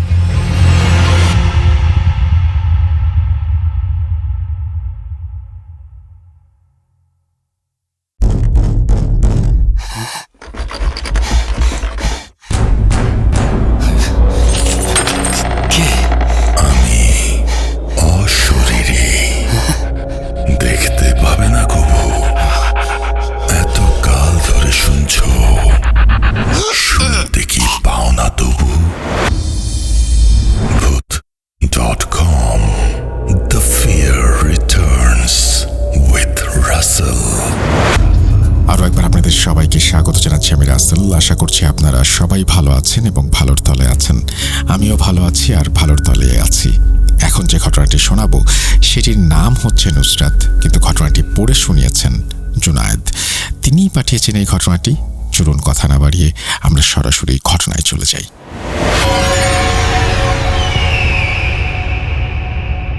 এক শান্ত গ্রাম, কাঁচা রাস্তা, ধান ক্ষেত, আর মাঝে একটা ছোট্ট ঘর। সেই ঘরেই থাকে আব্দুল গফুরের পরিবার। ধার্মিক, সৎ, শান্ত মানুষ গফুর সাহেব। স্ত্রী রহিমা বেগম সবার প্রিয়, আর তাদের একমাত্র মেয়ে নুসরাত। বয়স 17 কি 18। নুসরাত ছিল গ্রামের সব থেকে শান্ত মেয়ে। সকালে মাদ্রাসায় যেত, বিকেলে বাগানের পাশে বসে কোরআন পড়ত, পুকুরের পাশে বসে থাকতো ঘন্টার পর ঘন্টা। ওই পুকুর নিয়ে গ্রামের লোকজন বলতো, রাতে ওইখানে গেলে পানি থেকে ছায়া দেখা যায়, মেজো পেতনি থাকে সেখানে। কিন্তু গফুর সাহেব এসব বিশ্বাস করতেন না। বলতেন, আল্লাহ ছাড়া কারো ক্ষমতা নেই। তবু রহিমা মেয়েকে সতর্ক করতেন, মা, সন্ধ্যার পর ওই পুকুরে যাস না, ওখানে চেন পরিবার করে। নুসরাত এসে বলল, মা, তুমি এসব ভয় করো কেন? সেদিন শুক্রবার রাত, সবাই ঘুমিয়ে গেছে। হঠাৎ নুসরাত চেঁচিয়ে উঠল, পানি! বাবুমা দৌড়ে এসে দেখে মেয়েটা ঘামে বেঁচে গেছে, ঠোঁট শুকনো। তারা পানি খাওয়ালো, আর পরে ফু দিল। কিছুক্ষণ পর সে ঘুমিয়ে গেল। পরদিন সকালে রহিমা দেখে নুসরাত একা একা উঠোনে বসে বিড়বিড় করছে। রহিমা বলল, কি বলছিস মা? নুসরাত মুখ তুলে তাকালো, চোখ অচেনা ঠান্ডা। নুসরাত ধীর স্বরে বলে, মা, তুমি শুনতে পাও না? ওরা আমায় ডাকছে ওই পুকুর থেকে। রহিমা কিছু বলার আগেই মেয়েটা হাসলো, এক অদ্ভুত হাসি। তারপর চুপ করে ঘরে ঢুকে গেল। রাত প্রায় 2টো। রহিমের ঘুম ভাঙল এক অচেনা শব্দে, যেন বাইরে কেউ হাঁটছে। দরজা হাত খোলা। বেড়ে দেখে নুসরাত পুকুর পাড়ে দাঁড়িয়ে, চুল ছড়ানো, জামা ভিজে, মুখে অদ্ভুত শান্তি। রহিমা চিৎকার করে বলল, নুসরাত, ওখানে কি করিস? নুসরাত ধীর কণ্ঠে বলে, মা, ওরা ডাকছে, আমি যাব ওদের কাছে। মা দৌড়ে গিয়ে টানতে গেলে মেয়েটা চিৎকার করে ওঠে, ছাড়ো, আমি যাব ওদের সঙ্গে। তার গলা ভারী, পুরুষের মতো কণ্ঠ। রহিমা ভয় পেয়ে পড়ে গেল। পরদিন সকালে গ্রাম জুড়ে গুজব, নুসরাতের শরীরে মেজো পেতনি ভর করেছে। রাত নামতে গ্রামের মানুষ ডেকে আনে ওঝা হালেমউদ্দিনকে। চেহারায় গম্ভীর ভাব, হাতে কাঠের লাঠি আর তসবি। ওঝা ঘরে ঢুকিয়ে বলে, উত্তরের জানাটা বন্ধ করো, বাতাসে ওরা ঢোকে। দবির হয়ে ঘর ভরে গেল। ওঝা শুরু করল রুকাইয়া, বিসমিল্লাহির রহমানির রহিম, যা ভর করেছিস আল্লাহর আদেশে বের হ। নুসরাত মাথা নিচু করে মাটিতে বসে। হঠাৎ সে ধীরে ধীরে মাথা তোলে। চোখ জল জল করছে, ঠোঁটে হাসি। নুসরাত অন্যরকম কণ্ঠে বলে, ওঝা, তুই পারবি না, আমি ওর রক্তে থাকি। ওঝা বলল, চুপ কর শয়তান। তারপর লাঠি তুলে নুসরাতের ছায়ার উপর আঘাত করল। নুসরাত চেঁচিয়ে বলল, আর মারিস না, আর মারিস না, আমি যাচ্ছি। তার কণ্ঠস্বর বদলে গেল। মেয়ের মুখ থেকে পানি পড়ছে, যেন ভেতর থেকে ঝরছে। ধূপের ধোয়া পাক খেয়ে ঘুরছে তার গায়ে। ওঝা আবার বলল, লা ইলাহা ইল্লাল্লাহ। লাঠি আবার বলল ছায়ার উপর। ঘরটা কেঁপে উঠল, বাতাসের শব্দ হলো, কেউ যেন ফিস ফিস করে হাসছে। নুসরাত হঠাৎ নিস্তব্ধ, মাটিতে লুটিয়ে পড়ল, চোখ উল্টানো, ঠোঁট নীল, মুখে ফেনা। ওঝা ধীরে তার মাথায় হাত রাখলো, বের হ, মৃত জাতি, আল্লাহর কসম। সবকিছু থেমে গেল। ধূপের ধোয়া সোজা উপরে উঠে গেল, মিলিয়ে গেল অন্ধকারে। ওঝা ক্লান্ত কণ্ঠে বলে, বের হয়েছে, কিন্তু সাবধান, মেয়েটাকে পুকুরের কাছে যেতে দিও না। পরের দিন সকালে উঠোনে সূর্যের আলো পড়ছে। নুসরাত ঘুম থেকে উঠেছে, কিন্তু খুব চুপচাপ, চোখে শূন্য দৃষ্টি। রহিমা মেয়েকে জড়িয়ে ধরে কাঁদছে। কিন্তু আশ্চর্যের ব্যাপার, ওঝা যে জায়গায় রুকাইয়া করেছিল সেই জায়গাটা ভিজে আছে, রোদে শুকায় না। যতবার মুছে দেয় আবার ভেজে যায়। গ্রামের মানুষ বলে, সেদিন রাতে পুকুরে কেউ নাকি দেখেছিল একটা সাদা ছায়া উঠোনে দিকে যাচ্ছে, তার পা থেকে টপ টপ করে জল পড়ছে। তারপর থেকে নুসরাত শান্ত হয়ে যায়, কিন্তু মাঝে মাঝে গভীর রাতে বলে ওঠে, মা, ওরা কি আবার আমাকে ডাকছে? রহিমা তখন জানালা বন্ধ করে দেয়, আয়াত পরে কাঁদে। কিন্তু জানালার বাইরে হালকা কুয়াশার মধ্যে দাঁড়িয়ে এক নারী, চুল ভেজা, চোখ জ্বলছে, ধীরে ধীরে হাসে। আজও নাকি উজির উপরে সে গ্রাম পেরিয়ে গেলে গভীর রাতে পুকুরের ধারে আড়ালে শোনা যায় এক নরম কণ্ঠ, আমার চুলে জল লাগছে মা।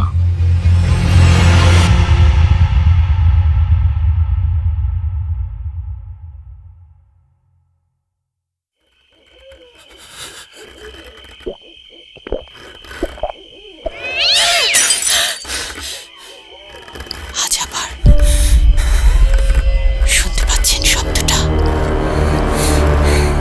আমার আয়নার ভেতরে রোজ এভাবেই আসে।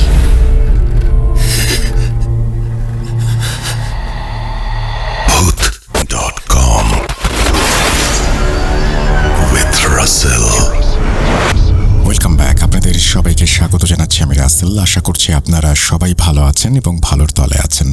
আমিও ভালো আছি আর ভালোর তলে আছি। আপনাদের নিশ্চয়ই অদ্ভুত কটেজের দ্বিতীয় অংশ শুনতে ইচ্ছে করছে, আর সে কারণেই আমরা আলাদা কোনো এপিসোডে নয়, বরং এই এপিসোডেই জুড়ে দিচ্ছি দ্বিতীয় অংশ। আর সেই জন্যই আমাদের একটু অপেক্ষা করতে হয়েছে। আমরা দুটো স্টোরি পাওয়ার পর তারপরে একসাথে আপনাদের সামনে সেটা উপস্থাপন করছি। চলুন শুরু করা যাক। যেভাবে লেখা আছে আমি সেভাবেই পড়ে শোনাচ্ছি। আসসালামু আলাইকুম প্রিয় রাসেল ভাই, আশা করি আল্লাহর রহমতে আর কোটি কোটি ভক্তের উষ্ণ ভালোবাসায় অনেক ভালো আছেন। আপনার মুখে অদ্ভুত কটেজের সেই অদৃশ্য কেয়ারটেকার প্রথম পর্বের প্রশংসা শুনে দ্বিতীয় পর্ব না লিখে আর পারলাম না। আমি সজীব শাহরিয়ার বলছি, টাঙ্গাইল জেলার ঘাটাইল থেকে। যেহেতু প্রথম পর্বে আমি আমার পরিচয় বিস্তারিতভাবে বলেছিলাম, তাই এখানে আর সময় নষ্ট না করে মূল ঘটনায় চলে যাচ্ছি। একটি কথা, আমি ভালো লিখতে পারি না, তাই অসাবধানতাবশত যদি লেখায়, বানানে বা শব্দ চয়নে কোনো ভুল ত্রুটি হয়ে যায়, ক্ষমা সুন্দর দৃষ্টিতে দেখবেন। আমি শুরু করার আগে একটু বলতে চাই, আমি বাড়ি আসার পর বেশ কিছুদিন কেমন যেন উদাসীন ছিলাম। আমার কাজকর্মের রুটিন কেমন যেন উল্টো পাল্টা হয়ে গিয়েছিল। আমি কাজে মন বসাতে পারতাম না। সব সময় শুধু মনে হতো এই বুঝি কেয়ারটেকার কাকা আমাকে ফিস করে বলছেন, কি স্যার কাল বিকেলে কি ভয় পেয়েছিলেন? আমার এই কথা মনে হলেই কেমন যেন গা শিরশির করে উঠত। আমার শির দ্বারা দিয়ে ঠান্ডা বরফের স্রোত বয়ে যেত। তারপর যখন আমি সুস্থ হই, তখন আমার কৌতূহলটা আর দমিয়ে রাখতে পারিনি।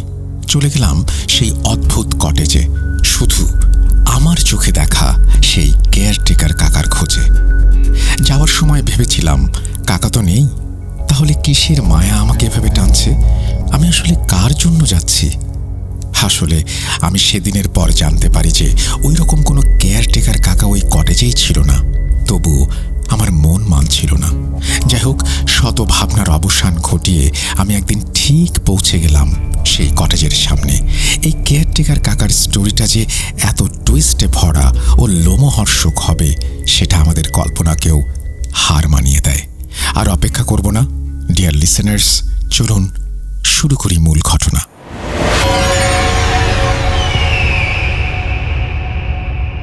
আমি যখন পৌঁছালাম তখন বেলা প্রায় 5:30 বাজে। আমি এবার যেহেতু একা এসেছিলাম, তাই এবার আর ওই কটেজে থাকার সাহস করলাম না। আমি ঠাকুরগাঁওয়ের মেইন টাউনে একটা হোটেলে উঠলাম। যেহেতু লম্বা জার্নি আর ভীষণ ক্লান্ত ছিলাম, তাই ওই দিন আর বের হইনি। রাতটা নানান কিছু ভেবে কাটিয়ে দিলাম। আমার বারবার মনে হতে লাগলো, কেউ নেই, কেন এভাবে আমাকে ডেকে আম গাছটার নিকট নিয়ে যাচ্ছিলেন? আমার মনে হতে লাগলো, এই বুঝি কাকা বলবে, কি স্যার বিকেলে ভয় পেয়েছিলেন? এক অজানা ভয় ও আতঙ্ক বারবার বুকে দানা বেঁধে উঠছে। বুকটা যেন কেঁপে কেঁপে উঠছিল। এই ভয়টা বুকে নিয়ে কখন ঘুমিয়ে গিয়েছিলাম মনে নেই। পরের দিনের কথা, ঠিক সকাল 9টা বাজতেই আমি সেই অভিশাপগ্রস্ত কটেজটার সামনে এসে দাঁড়ালাম। সকালের আলোয় যদিও রাতের আতঙ্ক নেই, তবু এখানকার বাতাসটা যেন অজানা অস্বস্তিতে ভারী হয়ে উঠেছে ক্ষণে ক্ষণে। ভিতরে গিয়ে লক্ষ্য করলাম, 2 জন কেয়ারটেকারের মধ্যে একজন অনুপস্থিত। যে ছিল তার দিকে এগিয়ে গিয়ে কুশল বিনিময় করতেই সে এমনভাবে চমকে উঠল যেন তিনি কোনো ভূত দেখেছেন। অবাক হয়ে জিজ্ঞেস করলেন, স্যার আপনি আবার কি মনে করে আইলেন? এই দিন যে কাণ্ডটা হয়েছিল আপনি বুঝি সেটা দেখবার আইছেন? আল্লাহ গো, আমি যে ডরাইছিলাম। তার চোখে মুখে স্পষ্ট আতঙ্ক দেখে আমি তাকে আশ্বস্ত করে বললাম, না না, তেমন কিছু না, আপনাদের কথা বেশ মনে পড়ছিল, তাই দেখতে চলে এলাম। আচ্ছা, আপনি কি সেদিনের ঘটনা সম্পর্কে আমাকে কিছু বলতে চান? কোনো অস্বাভাবিকতা, মানে এর আগে কখনো দেখেছিলেন কিছু, কোনো পুরনো কাহিনী? কেয়ারটেকার মাথা নাড়ল। তার কণ্ঠস্বরে হতাশার ছাপ স্পষ্ট। তারপর বলল, স্যার আমি এখানে আইছি এই 3-4 মাস হইল, আর আপনার লগে তাগো কারো লগেই তো এমন আজব ঘটনা ঘটে নাই। তার কথা শুনে আমার মনটা তিক্ত হতাশায় ভরে গেল। তাহলে কি আমিই প্রথম? আর এই অভিশাপের কাহিনী সত্যি কি শুধু আমার জন্যই? কারো থেকে কি এর রহস্য জানতে পারবো না? ঠিক তখনই কেয়ারটেকারের পরের বাক্যগুলো মরুভূমিতে তৃষ্ণার্তের জন্য এক গ্লাস শীতল জলের মতো শান্তি নিয়ে এলো। সে একটু ভেবে তারপর হেসে বলল, তবে স্যার, আমাদের জামিল ভাই, হ্যাঁ, তিনি এই ব্যাপারে ভালো কইতে পারবেন। এই কটেজে বহুদিন ধরে আছেন, আমার মনে হয় এসব জানে। আমার বুঝতে আর বাকি রইল না কে এই কেয়ারটেকার আর কে এই অন্ধকারের সাক্ষী, কে এই রহস্যের চাবিকাঠি যে আজ অনুপস্থিত। এই কেয়ারটেকার ভাই তার কথাই বলছেন। তার নাম জমির ভাই। উনি ডিউটি সেরে বাড়ি গেছেন, আসবেন সেই বিকেলবেলা। তার সাথে দেখা করার জন্য আমাকে বিকেল পর্যন্ত অপেক্ষা করতে হবে। কিন্তু আমি তো এক নাছোড়বান্দা মানুষ। এই কাহিনীর গভীরতম রহস্যের কিনারা না দেখে আমি এক পাও নড়ছি না। তাই সিদ্ধান্ত নিলাম দুপুর গড়িয়ে বিকেল না হওয়া পর্যন্ত আমি এখানেই থাকব। যেহেতু লম্বা সময় বিকেল হতে, এই অবসরে কটেজের আশেপাশে, বিশেষ করে সেই রেল লাইন ধরে ঘুরে ঘুরে সময় কাটালাম। অবশেষে সেই বিকেল আসলো, আমিও জমির ভাইকে পেয়ে গেলাম। তিনিও আমাকে দেখে রীতিমতো শুধু অবাকই হননি, বরং এক ধরনের শক খেলেন। তারপর ওনার সাথে কথা বলে সব জানতে চাইলাম। তিনি প্রথমে বলতে না চাইলেও আমার জোরাজুরিতে বলতে বাধ্য হলেন। আমি এক বুক তৃষ্ণা মেটাতে লাগলাম তার কথাগুলো শুনে। যেহেতু পরের সব কাহিনী জমির ভাই আমাকে বলেছেন, তাই আমি তার ভাষাতেই পুরো ঘটনা তুলে ধরার চেষ্টা করছি। একটা অনুরোধ ছিল তার যে আমি যেন এই ঘটনায় যারা জড়িত তাদের নাম প্রকাশ না করি, কারণ এটা ওনাদের ব্যবসার জায়গা। আমিও তাই সব ছদ্মনাম ব্যবহার করলাম। বলছেন জমির ভাই, স্যার, আমি এই কটেজে আছি সেই 4-5 বছর ধরে। এই দেয়াল, এই বাতাস, প্রতিটি গাছপালা, ফুল সবই আমার চেনা। কিন্তু আজ আমি এমন কিছু রাতের কথা বলবো যা এই কটেজের ইতিহাসকে রক্ত মাখিয়ে দিয়েছে, যা শুনলে আপনার রক্ত হিম হয়ে যাবে। ঘটনাটা প্রায় 4-5 বছর আগের। আমি তখন নতুন এসেছি এখানে। এই কটেজে আমার সাথে আরেকজন লোক থাকতো। তার নাম ছিল কাদের উদ্দিন। উনি আমার আসার অনেক আগে থেকে এখানে কাজ করতেন। আমি ওনাকে কাদের কাকা বলে ডাকতাম। আসলে আমাকে নিয়োগ করা হয়েছিল মূলত তাকে সাহায্য করার জন্যই। উনি একটু মাঝবয়সী হয়ে যাওয়ায় কটেজের মালিক আমাকে নিয়োগ দেয়, যেন দুইজন মিলেমিশে সবকিছু দেখাশোনা করতে পারি। আমি স্বাভাবিকভাবেই সারাদিন কাজ করতাম, আর উনি মাঝবয়সী মানুষ, তেমন ভারী কাজ করতে পারতেন না বলে টুকটাক হাতের কাজ করতেন। আমি আবার বেশ ঘুম কাতুরে ছিলাম। আমি একবার ঘুমালে সহজে কেউ ডেকে তুলতে পারতো না, আর এর জন্য অবশ্য অনেক বকাঝকাও খেয়েছি। রাতে বেশ ঘুমাতাম বলে রাতে কি হয় না হয় আমার জানা ছিল না। আস্তে আস্তে দিন যেতে লাগলো। আমিও কাদের কাকার সাথে বেশ পরিচিত হয়ে উঠলাম। উনি বিভিন্ন ঘটনা, বিভিন্ন কথা বলে আমার সাথে গল্প করতেন, কিন্তু উনি ওনার পরিবারের কোনো কথাই বলতেন না। জিজ্ঞেস করলে বলতেন, জমির, এই দুনিয়ায় কেউ কারো নয় রে, সবাই একা, আসছে একা, যাবও একা, মাঝখানে তুমি আর আমি, আমরাও একা। তারপর এই কথাগুলোর আসল মানে কি তা ওই সময় পুরোপুরি বুঝতে পারতাম না। এভাবেই বেশ কয়েক মাস কেটে গেল। আমি আস্তে আস্তে কলেজের সব কাজে পটু হয়ে উঠছিলাম ঠিকই, কিন্তু এর বিপরীতে আমার রাতের ঘুম যেন এক অভিশাপের মতো হালকা হতে শুরু করলো। ঘুম আসতো ঠিকই, কিন্তু কান থাকতো সজাগ। সামান্য শব্দেই ঘুম ভেঙে যেত। এখানে একটা কথা বলে রাখি, পেছনে যে আম গাছটি দেখছেন, এটা কিন্তু তখনও ছিল। তারপর একদিন রাতে, আনুমানিক 2টা হবে, সে নিস্তব্ধ জমাট অন্ধকারের মধ্যে আমি স্পষ্ট শুনতে পেলাম কেউ যেন কাঁদছে। একটা চাপা, গলার ভেতর থমকে থমকে থাকা কান্নার আওয়াজ। এমন কান্না যা শুধু বাতাস নয়, আমার হাড়ের ভেতরেও নীরবতার কাঁপন ধরাচ্ছিল। আমি বিছানায় উঠে বসলাম। কান খাড়া করে শুনতে লাগলাম সেই বীভৎস সুর। ভয়ে আমার গা হিম হয়ে যাচ্ছিল। এই ভয় আমাকে আচ্ছন্ন করার আগেই আমি যেন এক অজানা শক্তির টানে উঠে পড়লাম। দরজা খুলে আমি কান্নার উৎস খুঁজতে চেষ্টা করলাম। বারান্দায় এসে মনে হলো কান্নাটা ওপর থেকে আসছে। কটেজের এই নির্জন রাতে, এই গভীর অন্ধকারে কে এভাবে নিজের অস্তিত্ব চেপে রেখে ফুঁপিয়ে কাঁদছে। মনে হচ্ছিল যেন দুঃখ নয়, বহু বছরের কোনো যন্ত্রণার আত্মমুক্তির পথ খুঁজতে মরিয়া হয়ে উঠেছে সেই কান্না। আমার পা যেন অজানা কোনো রহস্যের সন্ধানে আপনি আপনি চলতে শুরু করলো। আমি আস্তে আস্তে সিঁড়ি ভেঙে উপরে উঠতে লাগলাম। প্রতিটি সিঁড়িতে আমার মনে হচ্ছিল যেন আমি স্বাভাবিকের চেয়ে অস্বাভাবিকতার দিকেই পা বাড়িয়ে এগিয়ে যাচ্ছি। চতুর্থ তলায় পৌঁছাতেই আমার হৃৎপিণ্ড যেন থমকে গেল। সেই কোণের ঘরটায় কাদের কাকার ঘরে একটা মৃদু কিন্তু উজ্জ্বল আলো জ্বলছে। সেই আলো যেন অন্ধকার ঘরের বাইরে আরো বের হয়ে আসছে দরজার ফাঁক দিয়ে।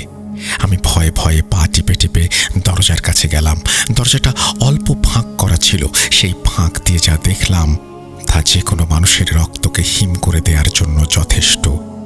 একটা ঠান্ডা শিরশিরানি অনুভূতি আমার সারা শরীর নাড়িয়ে দিল। ভেতরে দেখলাম একটা সাদা কাপড়ের অবয়ব, যা ঠিক মানুষ বলে মনে হলো না, স্থিরভাবে কাদের কাকার সামনে দাঁড়িয়ে আছে। অবয়বটা এতই অস্পষ্ট ছিল যে তাকে ঠিক রক্ত মাংসের মানুষ ভাবা যাচ্ছিল না। আর কাদের কাকা, তিনি মাটিতে হাঁটু গেড়ে বসে মাথা নিচু করে চাপা কণ্ঠে কাঁদছেন। তার কান্নার আওয়াজ যেন নীরবতার চাপে বিকৃত হয়ে উঠছিল পুরো ঘর জুড়ে। সেই সাদা অবয়ব আর কাকার নীরব চাপা কান্না, এই দৃশ্যটা দেখে আমি আর নিজেকে সামলাতে পারলাম না। আমার মস্তিষ্ক যেন আমাকে সায় দিচ্ছিল না। সঙ্গে সঙ্গে আমি অন্ধকারের অতলে হারিয়ে গেলাম, তলিয়ে গেলাম। জ্ঞান ফিরলে আমি নিজেকে আবিষ্কার করলাম আমার নিজের ঘরে। আমার পাশে কাদের কাকা বসেছিলেন। ওনাকে দেখেই আমার রক্ত হিম হয়ে গেল। মুহূর্তের মধ্যে গতকাল রাতের সেই সাদা অবয়ব আর কান্নার দৃশ্য মনে পড়ল। ভয়ে আমার শরীর শিরশির করে উঠল। গায়ের প্রতিটি লোম যেন ভয়ে জেগে উঠল। আমি ভয়ে ভয়ে শুকনো কণ্ঠে কাকাকে জিজ্ঞেস করলাম, কাকা, কাল আপনার রুমে ওটা কি ছিল? আর আপনি ওভাবে কাঁদছিলেন কেন? আমার কথায় কাদের কাকা এক মুহূর্তের জন্য যেন অন্য জগতে চলে গেলেন। কেমন যেন ইতস্ততভাবে একটা কৃত্রিম হাসি টেনে বললেন, আরে মিয়া, তুমি কি রাতে স্বপ্ন দেখো নাকি? কই কি দেখছো না দেখছো এখন আমাকে জিজ্ঞেস করতেছো? রাইতে তো আমি রুমে ঘুমাইছিলাম। কই, আমি তো কিছু দেখিনি। সকালে আমি যখন উঠে বাইরে আসলাম দেখি তুমি সিঁড়ির কাছে অজ্ঞান হয়ে পড়ে আসো। আমি তো তোমার রুমে নিয়ে আসলাম। আমি জবাবে শুধু অবাকই হলাম না, বরং চরম আতঙ্কে বিস্ময়ে তার মুখের দিকে তাকিয়ে রইলাম। আমি যেন তার চোখে মুখে একটা সুনিপুণ মিথ্যার অভিনয় স্পষ্ট দেখতে পেলাম। সেই অভিনয়ের আড়ালে যেন আরো ভয়ঙ্কর কিছু লুকিয়ে রাখছে সে। কিন্তু আমি জোর গলায় আর কিছু জিজ্ঞেস করার সাহস পেলাম না। সেদিন এতটাই অসুস্থ বোধ করছিলাম যে সারাদিন আর রুম থেকে বের হইনি। আর এই সময়টাতে এখানে লোকজন তেমন থাকতে আসতো না বলে কটেজ বেশিরভাগ সময় খালি থাকতো। লোকজন বলতে আমি আর কাদের কাকাই থাকতাম। তার সপ্তাহখানেক পরে আবার এলো সেই অদ্ভুত অভিশাপের রাত। মাঝরাতে আবারও সেই কান্নার আওয়াজ, তবে আজ যেন তা আরও গভীর, আরও স্পষ্ট। আজ যেন ভয় ও আতঙ্ক আমাকে কেবল গ্রাস নয়, ভেতর থেকে চিবিয়ে খাচ্ছে। সেদিন আমি আবার সেই কান্নার আওয়াজের উৎস খুঁজতে খুঁজতে 4 তলায় উঠে গিয়েছিলাম। তখন চাপা কান্নার পাশাপাশি আমি যেন করুণ সুর শুনতে পাচ্ছিলাম। কেউ যেন জেদ, ঘৃণা আর চাপা কষ্ট নিয়ে বিলাপ করছে। আমার আত্মাটা জ্বালিয়ে দিয়েছিস। আমার নিজের বলতে কিছুই নেই।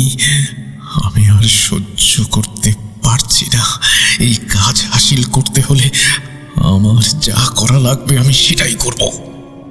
বিশ্বাস করবেন কিনা জানি না, সে রাতের সেই বিকৃত কণ্ঠস্বর শুনে আমি এতটাই ভয় পেয়েছিলাম যে আমি 4 তলায় উঠেছিলাম ঠিকই, কিন্তু ওই ঘরে উঁকি দেওয়ার ন্যূনতম সাহস, শক্তি, মনের জোর কোনোটি অবশিষ্ট ছিল না। আমি আতঙ্কে নেমে এসেছিলাম নিচে আমার ঘরে। সারা রাত ঘুমোতে পারিনি। দেখতে দেখতে ফজরের আজান দিয়ে দিল। যথারীতি পরদিন সকাল হলো। আমার মন থেকে সেই করুণ সুরের কথাগুলো কোনোভাবেই যাচ্ছে না। তারপর কাদের কাকাকে সামনে পেয়ে আমি আজকেও মনের ভেতরে তীব্র ভয় চেপে রেখে জিজ্ঞাসা করলাম, কাকা, রাতের বেলা আপনার রুমের ওই দিক থেকে অদ্ভুত কান্নার শব্দ, বিলাপ এগুলো আসছিল, আমি শুনতে পেয়েছি। আপনি শুনেন না? আমি দেখলাম কাকা যেন বিষয়টা স্বাভাবিকভাবে এড়িয়ে গেলেন। আমাকে আবারও অবাক করে দিয়ে বললেন, জমির মিয়া, ইদানিং তোমার কি হয়েছে বলো তো? তুমি মনে হয় রাতে ঘুমাও না, তোমার ঘুম কম হয় বলে এমন উল্টাপাল্টা স্বপ্ন দেখতেছো। আমি তো এমন কিছু দেখি না, তুমি এসব কি বলো? এতটুকু বলার পর জমির ভাই আমার দিকে তাকিয়ে একটু থামলেন। তারপর আমাকে অবাক করে দিয়ে বললেন, জানেন, একটা বিষয় কোনোভাবেই আমি মেনে নিতে পারছিলাম না। আমি যখন এসব শুনতাম তখন আমার দিব্যি জ্ঞান থাকতো। আমি বাস্তবে এসব শুনতাম, দেখতাম নিজের চোখে। তবে তিনি কেন বারবার এড়িয়ে যাচ্ছেন? তার চোখ মুখে সেই অস্বাভাবিক অস্থিরতা দেখে আমার মনে হচ্ছিল তিনি যেন কোনো ভয়ঙ্কর সত্যকে মাটি চাপা দিচ্ছেন। কেন আমি জানতাম না। পরক্ষণেই আমি আবার ভাবতাম আমি পাগল হয়ে যাচ্ছি। এসব কি হচ্ছে আমার সাথে? এরপর আমি মনে মনে দৃঢ় প্রতিজ্ঞা করলাম, যা হবার হবে। আবার যদি ওই রকম আওয়াজ শুনি আমি জিজ্ঞেস করব, কি করেন কাকা? ওইভাবে কার সাথে কথা বলেন? তার ঘর থেকে সব অদ্ভুত রক্ত হিম করা শব্দ, কান্নার আওয়াজ আসছে। উনি অবশ্যই এসব জানেন, কিন্তু আমাকে বলছেন না। আমাকে সব জানতেই হবে। এরপর 2 দিন কেটে যায়। কোনো সমস্যা আমি আর দেখতে পাইনি। কাদের কাকাকে এর মধ্যে 2 দিনই দুপুরবেলা বাইরে যেন চলে যেতে দেখেছি। ফিরত সেই সন্ধ্যায়। কোথায় গিয়েছিলেন সেটা আমাকে বলেননি, আমিও জানতে চাইনি। আসলে আমি কেমন যেন একটা ঘোরের মধ্যে ছিলাম। তবে সব ঘটনা জানতে পারি ওই বিভীষিকাময় রাতে। সেই রাতের কথা এখনো আমি স্মরণ করতে পারি না। আমার আত্মা কেঁপে ওঠে। তিনি আবারও ঢোক গিলে বলতে শুরু করলেন, সেদিন আমি কাদের কাকার সাথে রাতের খাবার খাওয়ার পর রুমে এসে আরামে গা ছেড়ে দিয়েছিলাম। কাকাও রুমে চলে গেলেন। যাওয়ার সময় বলে গেলেন, জমির মিয়া, এত ভয় পাও না, জোয়ান মানুষ, ভয় কিসের? তারপর একটা রহস্যজনক হাসি দিয়ে চলে গেলেন। আমি বিছানায় শোয়া মাত্রই যেন গভীর ভারী এক ঘুমে আচ্ছন্ন হয়ে গেলাম। সেই ঘুম যেন আমাকে পৃথিবীর বাইরের সব আতঙ্ক থেকে আড়াল করে রেখেছিল। হঠাৎ আমার রুমের জানালা দমকা বাতাসে নয়, যেন কোনো এক অদৃশ্য হাতের ধাক্কায় বিকট শব্দে খুলে গেল। পাল্লা দুটো সজোরে আছড়ে পড়ল। সেই শব্দে আমার হৃৎপিণ্ড যেন স্তব্ধ হয়ে যাচ্ছিল। আমি চমকে উঠে বসলাম। তখন ঘড়িতে কয়টা বাজে খেয়াল করার মতো মানসিক অবস্থা আমার ছিল না।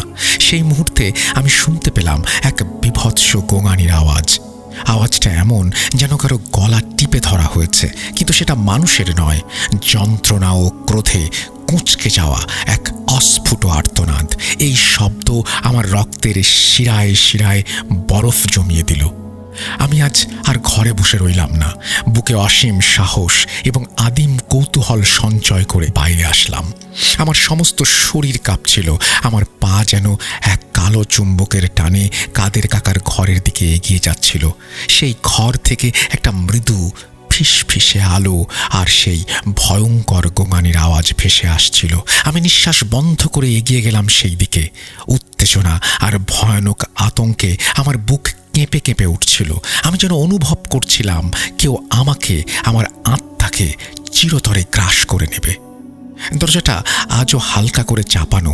সেই মৃত্যুর ফাঁক দিয়ে যা দেখলাম তা দেখার কোনো ইচ্ছা মানুষ দুঃস্বপ্নেও করবে না। এক ভয়ঙ্কর কুৎসিত অভিজ্ঞতা যা মুহূর্তের মধ্যে আমার শরীরের মধ্যে হিম শীতল রক্তের স্রোত বইয়ে দেয়। আমি দেখলাম কাদের কাকা ঘরের মেঝেতে গোল বৃত্ত এঁকে কতগুলো মোমবাতি জ্বালিয়ে রেখেছেন বৃত্তের চারপাশে। মোমবাতির কাঁপতে থাকা আলোর কেন্দ্রে তিনি বসে আছেন, আর তাকে ঘিরে কতগুলো কালো নিরাকার অবয়ব চারপাশে গোল হয়ে দাঁড়িয়ে আছে।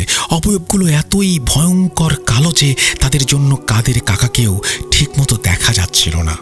তারপর পর দেখলাম কাকা যেন মনে মনে কি সব বিড়বিড় করে পড়ে যাচ্ছেন।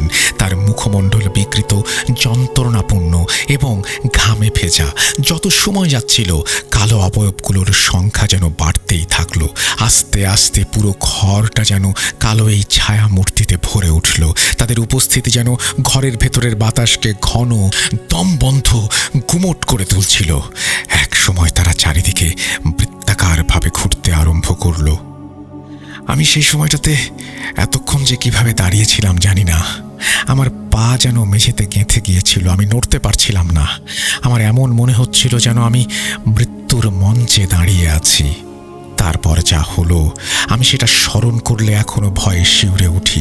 ঘুরতে থাকা সেই কালো অবয়বগুলোর মাঝখানে হঠাৎ কাদের কাকার রক্তবর্ণ চোখ দুটো যেন সরাসরি আমার দিকেই স্থির হলো। মনে হলো তিনি আমাকে তার চোখের দৃষ্টি দিয়ে এখনই মেরে ফেলবেন। আমার উপস্থিতি তিনি যেন কোনোভাবেই আশা করেননি।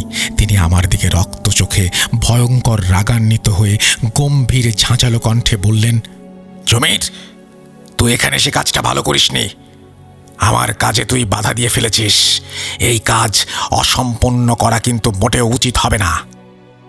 তার চোখ যেন কোটর থেকে বেরিয়ে আসতে চাচ্ছিল। এসব কথা বলার সময় আমি দেখছিলাম কালো অবয়বগুলো কাদের কাকাকে ঘিরে ধরেছে, যেন তাকে গিলতে চায়। আর কাকা, তাদের দেখে মনে হচ্ছিল তিনি যেন এখনই আমাকে গিলে খেয়ে নেবেন। তার মুখমণ্ডলে শুধু ক্রোধ নয়, ছিল চরম অপার্থিব ক্ষুধা। সেই কালো ছায়া আর রক্তচক্ষু, এই সম্মিলিত আতঙ্কে আমি এবার আর নিজেকে সামলে রাখতে পারিনি। আমার চেতনা যেন আমার শরীর ত্যাগ করল। আমি অজ্ঞান হয়ে পড়ে গেলাম। আমার যখন জ্ঞান ফিরল আমি দেখলাম আমি হাসপাতালের বিছানায় শুয়ে আছি। জ্ঞান আসতেই গতকালের ঘটনা আমার সারা শরীরে ঝাঁকুনি দিয়ে উঠল। আমার মনে হচ্ছিল আমি যেন ভয়ানক কোনো পৃথিবী থেকে ফিরে এসেছি। পরে জানতে পারলাম আমাকে আশেপাশের কিছু লোক বাগানে অচেতন অবস্থায় পড়ে থাকতে দেখে হাসপাতালে নিয়ে আসে। আপনি হয়তো এখন জিজ্ঞেস করবেন, কাদের কাকার কি হয়েছিল? আমার প্রশ্নের উত্তর দেওয়ার আগেই যারা আমাকে হাসপাতালে নিয়ে এসেছিল তারাই জানালো, কটেজের পেছনে যে আম গাছটা আছে সেই আম গাছের ডালে কাদের চাচার ঝুলন্ত লাশ পাওয়া গেছে। এই কথা শোনার পর আমার পুরো পৃথিবী থমকে গিয়েছিল। মনে হচ্ছিল যেন আমার ভেতরের শেষ রক্তবিন্দুও শুকিয়ে গিয়েছে। সেই বিভৎস রাত, সেই কালো অবয়ব আর ঝুলন্ত কাকার লাশ, এই অভিজ্ঞতা আমি কোনো দিন ভুলব না। আমার শুধু মনে হতে লাগলো সেই কালো ছায়াগুলো তাদের কাজ সম্পূর্ণ করে চলে গেছে। এখানে একটা প্রশ্ন থেকে যায়, কাদের কাকা সেই রাতে ওই কালো অবয়বের সাথে আসলে কি করছিলেন? আর উনি বিলাপ করে কাকে মারার কথাই বা বলছিলেন, তাই না? জমির ভাই এটার উত্তরও আমাকে দিয়েছিলেন। আসলে কাদের কাকার স্ত্রী অনেক সুন্দর ছিলেন। যে দেখবে সেই পছন্দ করবে এমন সুন্দর তিনি। তাই এলাকার কিছু খারাপ মানুষের নজরে পড়ে তাকে তাবিজ করা হয়, যেটাকে আমরা কালো জাদু বলে থাকি। তার প্রভাবে কাদের কাকা তার স্ত্রীকে বাঁচাতে পারেননি। তখনই তিনি প্রতিজ্ঞা করেন যে এই খারাপ লোকদের তিনিও মেরে ফেলবেন। হিংসার বশবর্তী হয়ে তিনিও কালো জাদুর চর্চা শুরু করেন। কিন্তু সেদিন হয়তো আমার হঠাৎ উপস্থিতি বদ জিনগুলো মেনে নিতে পারেননি, তাই কাদের কাকার এমন নির্মম পরিণতি হয়েছিল। তারপর আমিও বেশ অসুস্থ ছিলাম। আমার কানে শুধু কাদের কাকার সেই চাপা কণ্ঠের আর্তনাদগুলো বাঁচতে থাকতো। অনেক হুজুর দেখিয়ে তাবিজ নিয়ে এখন আলহামদুলিল্লাহ ভালো আছি। এই বলে উনি তার কথা শেষ করেছেন। এই ছিল আমার ঘটে যাওয়া ঘটনা, কেয়ারটেকার চাচার ইতিহাস। ধন্যবাদ প্রিয় শ্রোতা বন্ধুরা ধৈর্য নিয়ে শোনার জন্য। এই কথা প্রমাণিত যে জমির সাহেব যা দেখেছিলেন কাদের চাচার সেই রুমে, তা তার কল্পনা নয়, স্বপ্ন নয়, তা ছিল ধ্রুব সত্য। আমরা চলে যাব আমাদের পরবর্তী ঘটনায়।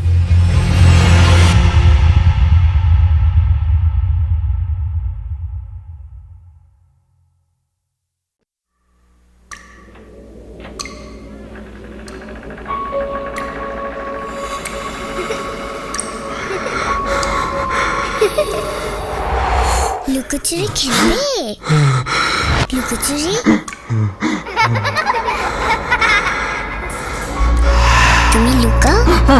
ঠিকই তোমাকে খুঁজে পাবো।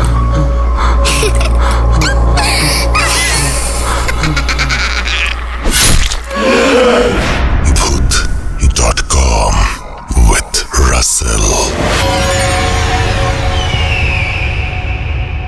আসসালামু আলাইকুম রাসেল ভাই, আমি বসুয়ার কোম্পানিগঞ্জ নোয়াখালী থেকে বলছি। আশা করি আপনি অনেক ভালো আছেন। আলহামদুলিল্লাহ আমরা অনেক ভালো আছি। আমি অনেক আগে থেকেই আপনার ভূত.com বা ভূত FM শুনে আসছি। তো অনেকদিন ধরেই চিন্তা করছি যে আমার একটা ঘটনা আমি শেয়ার করব, বাট সময়ের জন্য বা কোনো এতে পাঠাবো কোনোভাবেই পারছিলাম না।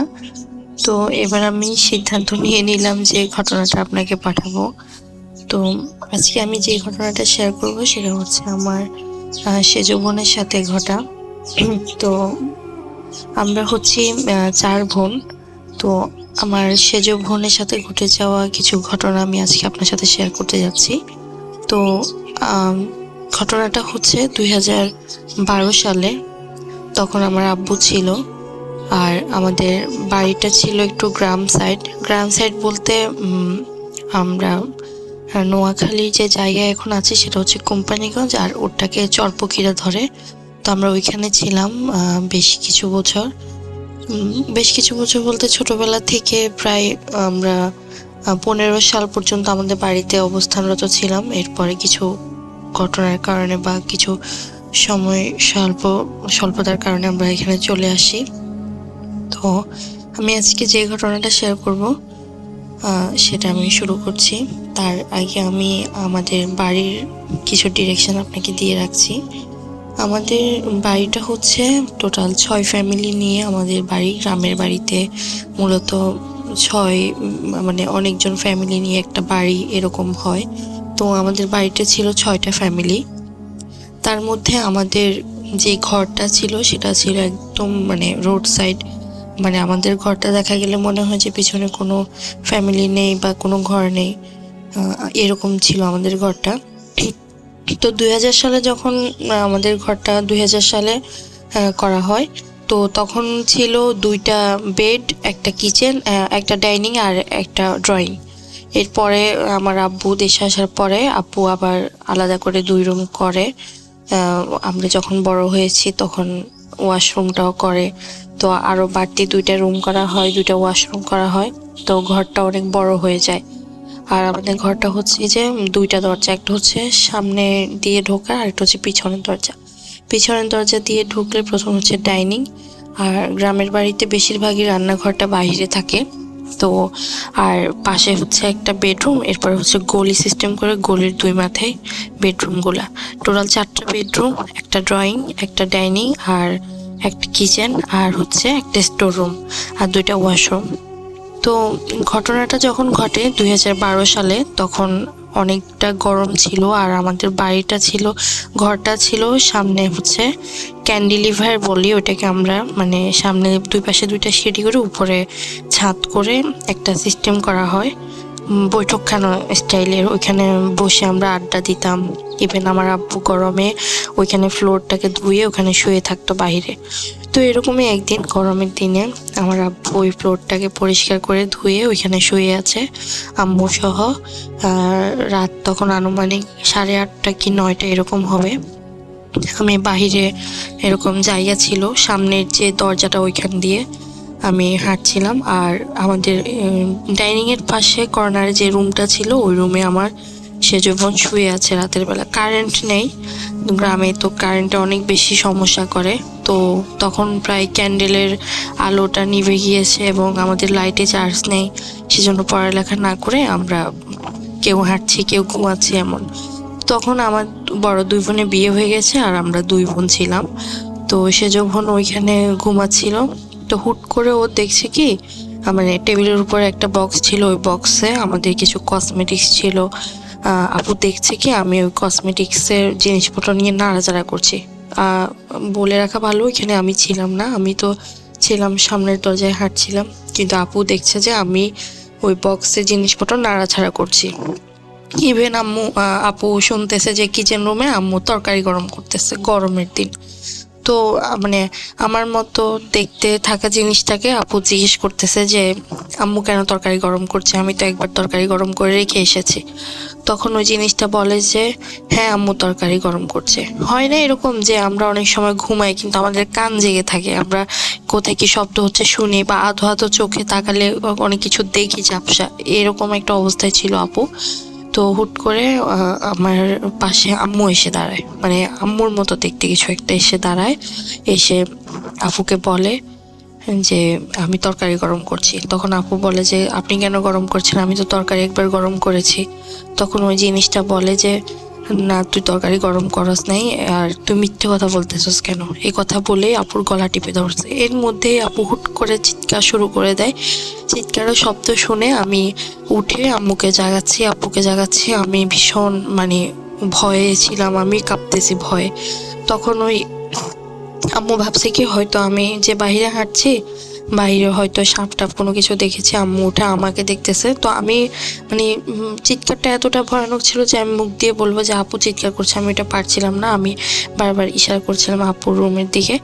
তো তাড়াহুড়ো করে আমরা ওইখানে চলে যাই এবং গিয়ে দেখি যে আপু অনেক বেশি চিৎকার করতেছে, পুরো শরীর ঘামাই গেছে।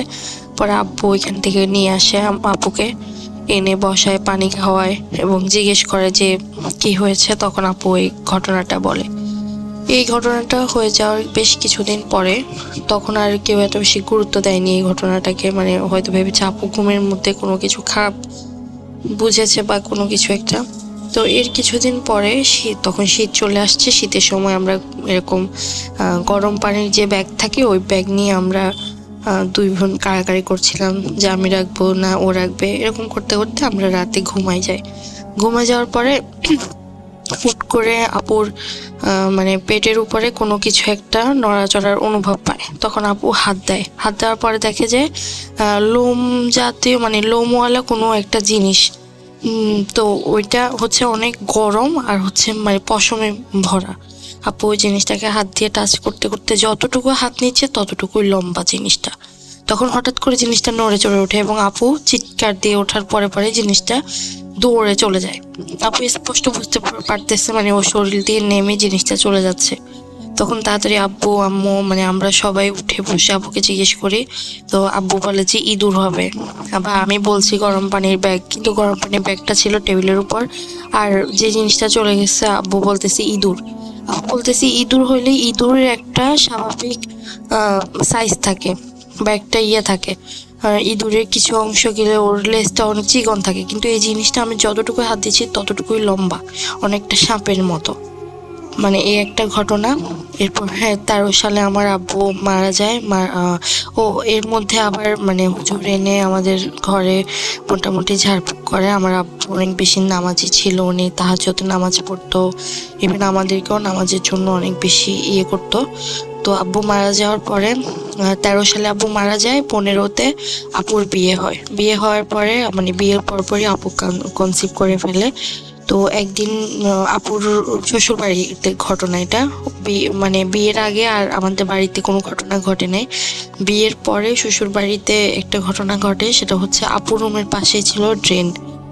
তো আপু একদিন মানে তখন ওর 7 মাসের প্রেগনেন্ট অবস্থায় ও শুয়ে আছে। বিকেলবেলা হুট করে ও সাইডে তাকায় দেখে কি মানে তখন ও এরকম ও ঘুমের মধ্যে মানে আধো আধো চোখে তাকিয়ে দেখে কি ওর পাশে ও যেভাবে শুয়ে আছে হুবহুব এরকম আরেকজন মহিলা শুয়ে আছে, ওর দিকে তাকিয়ে, বড় বড় নখ, চেহারা অনেকটা ভয়ানক, মানে ওর দিকে তাকায় আছে। তখনও মানে চিৎকার করবে না কি করবে, মানে ওর পেটে বাচ্চা, যদি বেবির কোনো ক্ষতি হয় এগুলো চিন্তা করে আপু মানে চুপ করে শুয়ে থাকে এবং অনেকক্ষণ তাকায় থাকার পরে আপু চোখ বন্ধ করে ফেলে এবং এরপরে চোখ খোলার পরে দেখে যে আর কোনো কিছু নাই।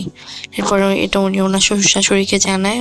তো হুজুর এনে ঝাড়ফুঁক করে আপুকে তাবিজ দেয়, মানে এগুলো হচ্ছে কোনো একটা খারাপ জিনের বদনজর পড়েছে আপুর উপরে, এই জন্য ভয় দেখানোর ট্রাই করতেছে বিভিন্নভাবে। আর ওদের কাজের মেয়ে ছিল, যেহেতু ভাইয়া বাইরে ছিল, কাজের মেয়েকে আপুর সাথে থাকতে বলে। এই হচ্ছে আমার ঘটনা। যদি ভালো লাগে আপনি শেয়ার করবেন, আমাকে জানাবেন।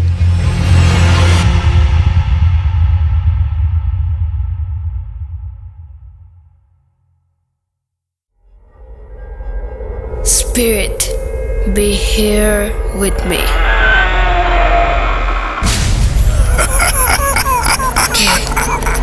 কে তুমি? Bhoot.com. The fear returns with Russell.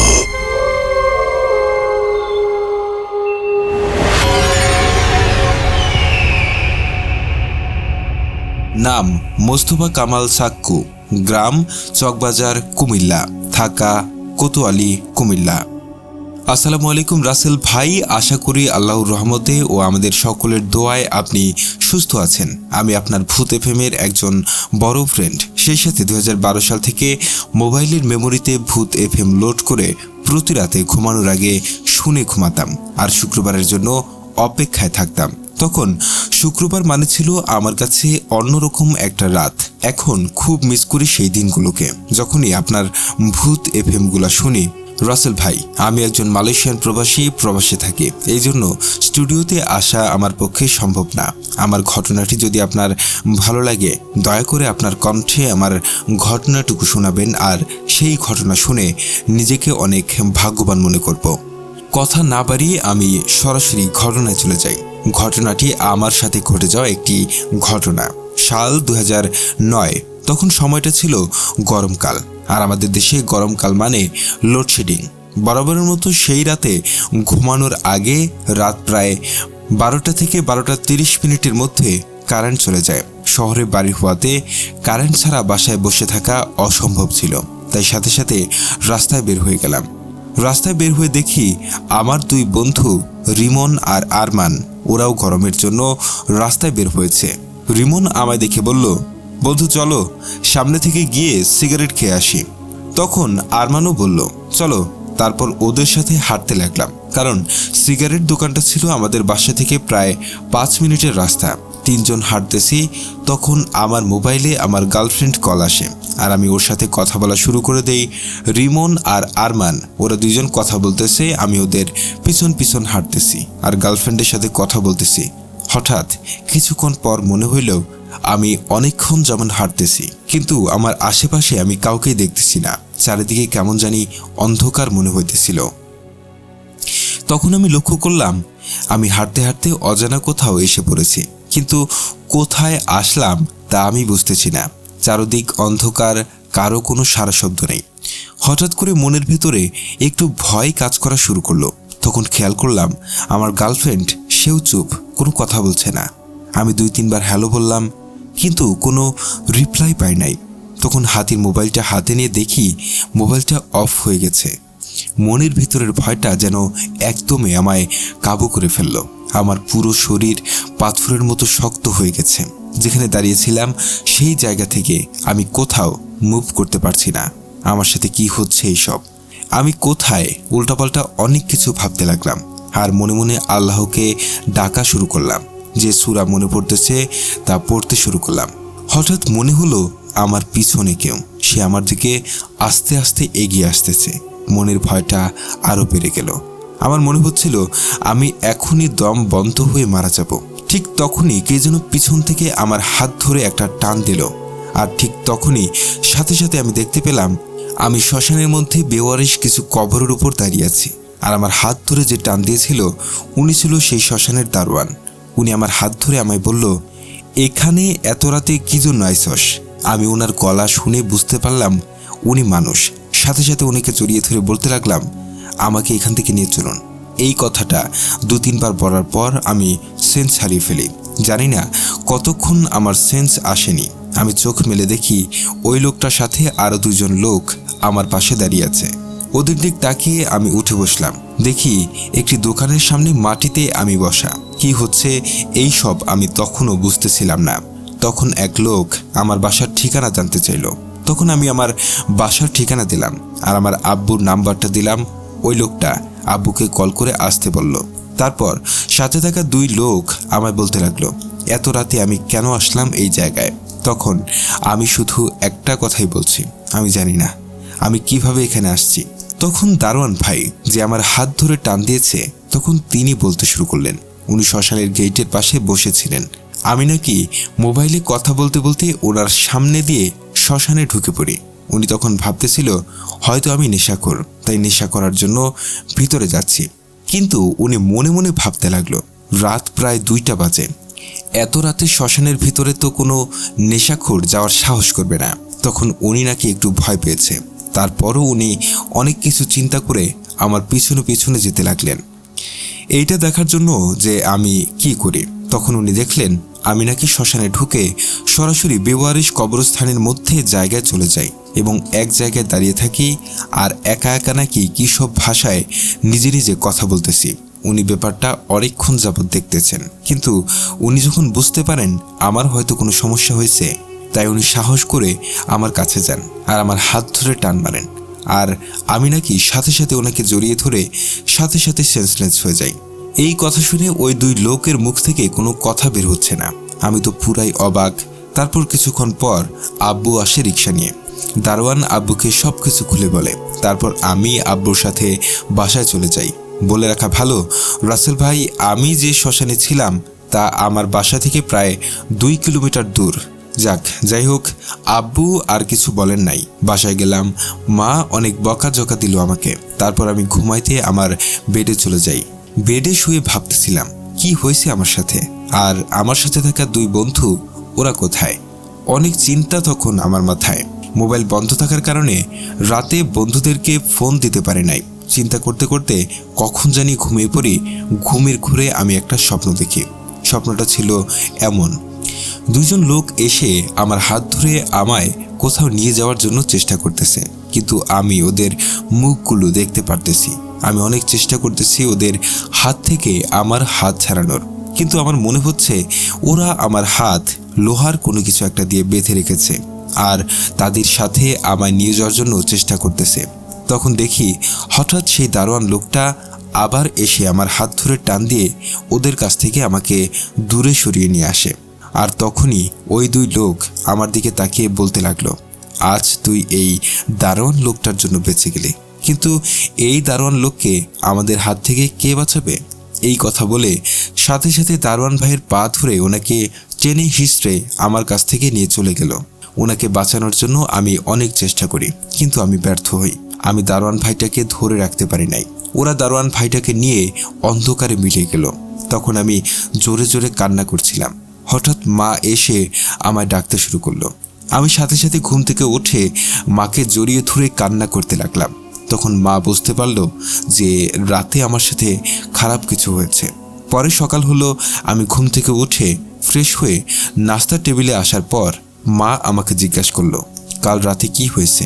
আমি মাকে সব কিছু খুলে বলি। মা ঘটনা শুনে আমাকে বলল, ওকে, বিকালের জন্য বাসায় থাকি, আমাকে নিয়ে নাকি কোনো এক হুজুরের কাছে যাবে। আমিও ঠিক আছে বলে নাস্তা খেয়ে বাসা থেকে বের হয়ে যাই। বাসা থেকে বের হয়ে সাথে সাথে আমার 2 বন্ধুকে কল করি এবং ওরা আমার সাথে দেখা করে। ওদের সাথে দেখা হওয়ার পর ওদেরকে আমি জিজ্ঞাসা করি, কাল রাতে আমি তোদের সাথেই কোথায় গেছিলাম আর তোরা আমাকে কোথায় নিয়ে গেছোস? আর আমার কথা শুনে ওরা তো পুরাই অবাক। ওরা ভাবতেছে আমি ওদের সাথে মজা করতেছি, কিন্তু আমি যখন ওদের সাথে রেগে যাই তখন ওরা বলল রাতে নাকি ওরা বাসা থেকে বেরই হয় নাই। ওদের কথা শুনে আমি তো পুরাই অবাক। সাথে সাথে আমি আমার গার্লফ্রেন্ডকে কল করি। ওকে জিজ্ঞাসা করি, কাল রাতে আমি তোমার সাথে কখন কখন কথা বলছি? তখন আমার গার্লফ্রেন্ড আমাকে যা বলল তা শুনে আমি তো পুরাই হতবাক। গার্লফ্রেন্ডের সাথে নাকি আমি রাতে কথাই বলি নাই। সাথে সাথে কলটা কেটে দিয়ে আমি ওর কল হিস্ট্রি চেক করে দেখি সত্যিই তো রাতে আমি ওর সাথে কোনো কথাই বলি নাই। সাথে সাথে আমি একটা জায়গায় বসে পড়ি আর চিন্তা করতে লাগি কাল রাতে কি হয়েছে আমার সাথে। যা হয়েছে তা কি সত্যি নাকি আমার স্বপ্ন? বসে চিন্তা করতেছি, তখন বন্ধু রিমন এসে আমায় বলল, বন্ধু কি হয়েছে আমাদেরকে বল। তারপর ওদের কাছেও সব কিছু বললাম। ওরা আমার ঘটনা শুনে চুপ হয়ে গেল। কিছুক্ষণ পরে রিমন বলে, ওঠ বন্ধু, চল আমরা 3 জন মিলে শ্মশানের ওই দারোয়ানের কাছে যাই, তাহলে বুঝতে পারবো তোর ঘটনা কি সত্যি নাকি স্বপ্ন। ওর কথা শুনে আমার ওই দারোয়ান ভাইয়ের কথা মনে পড়ে গেল।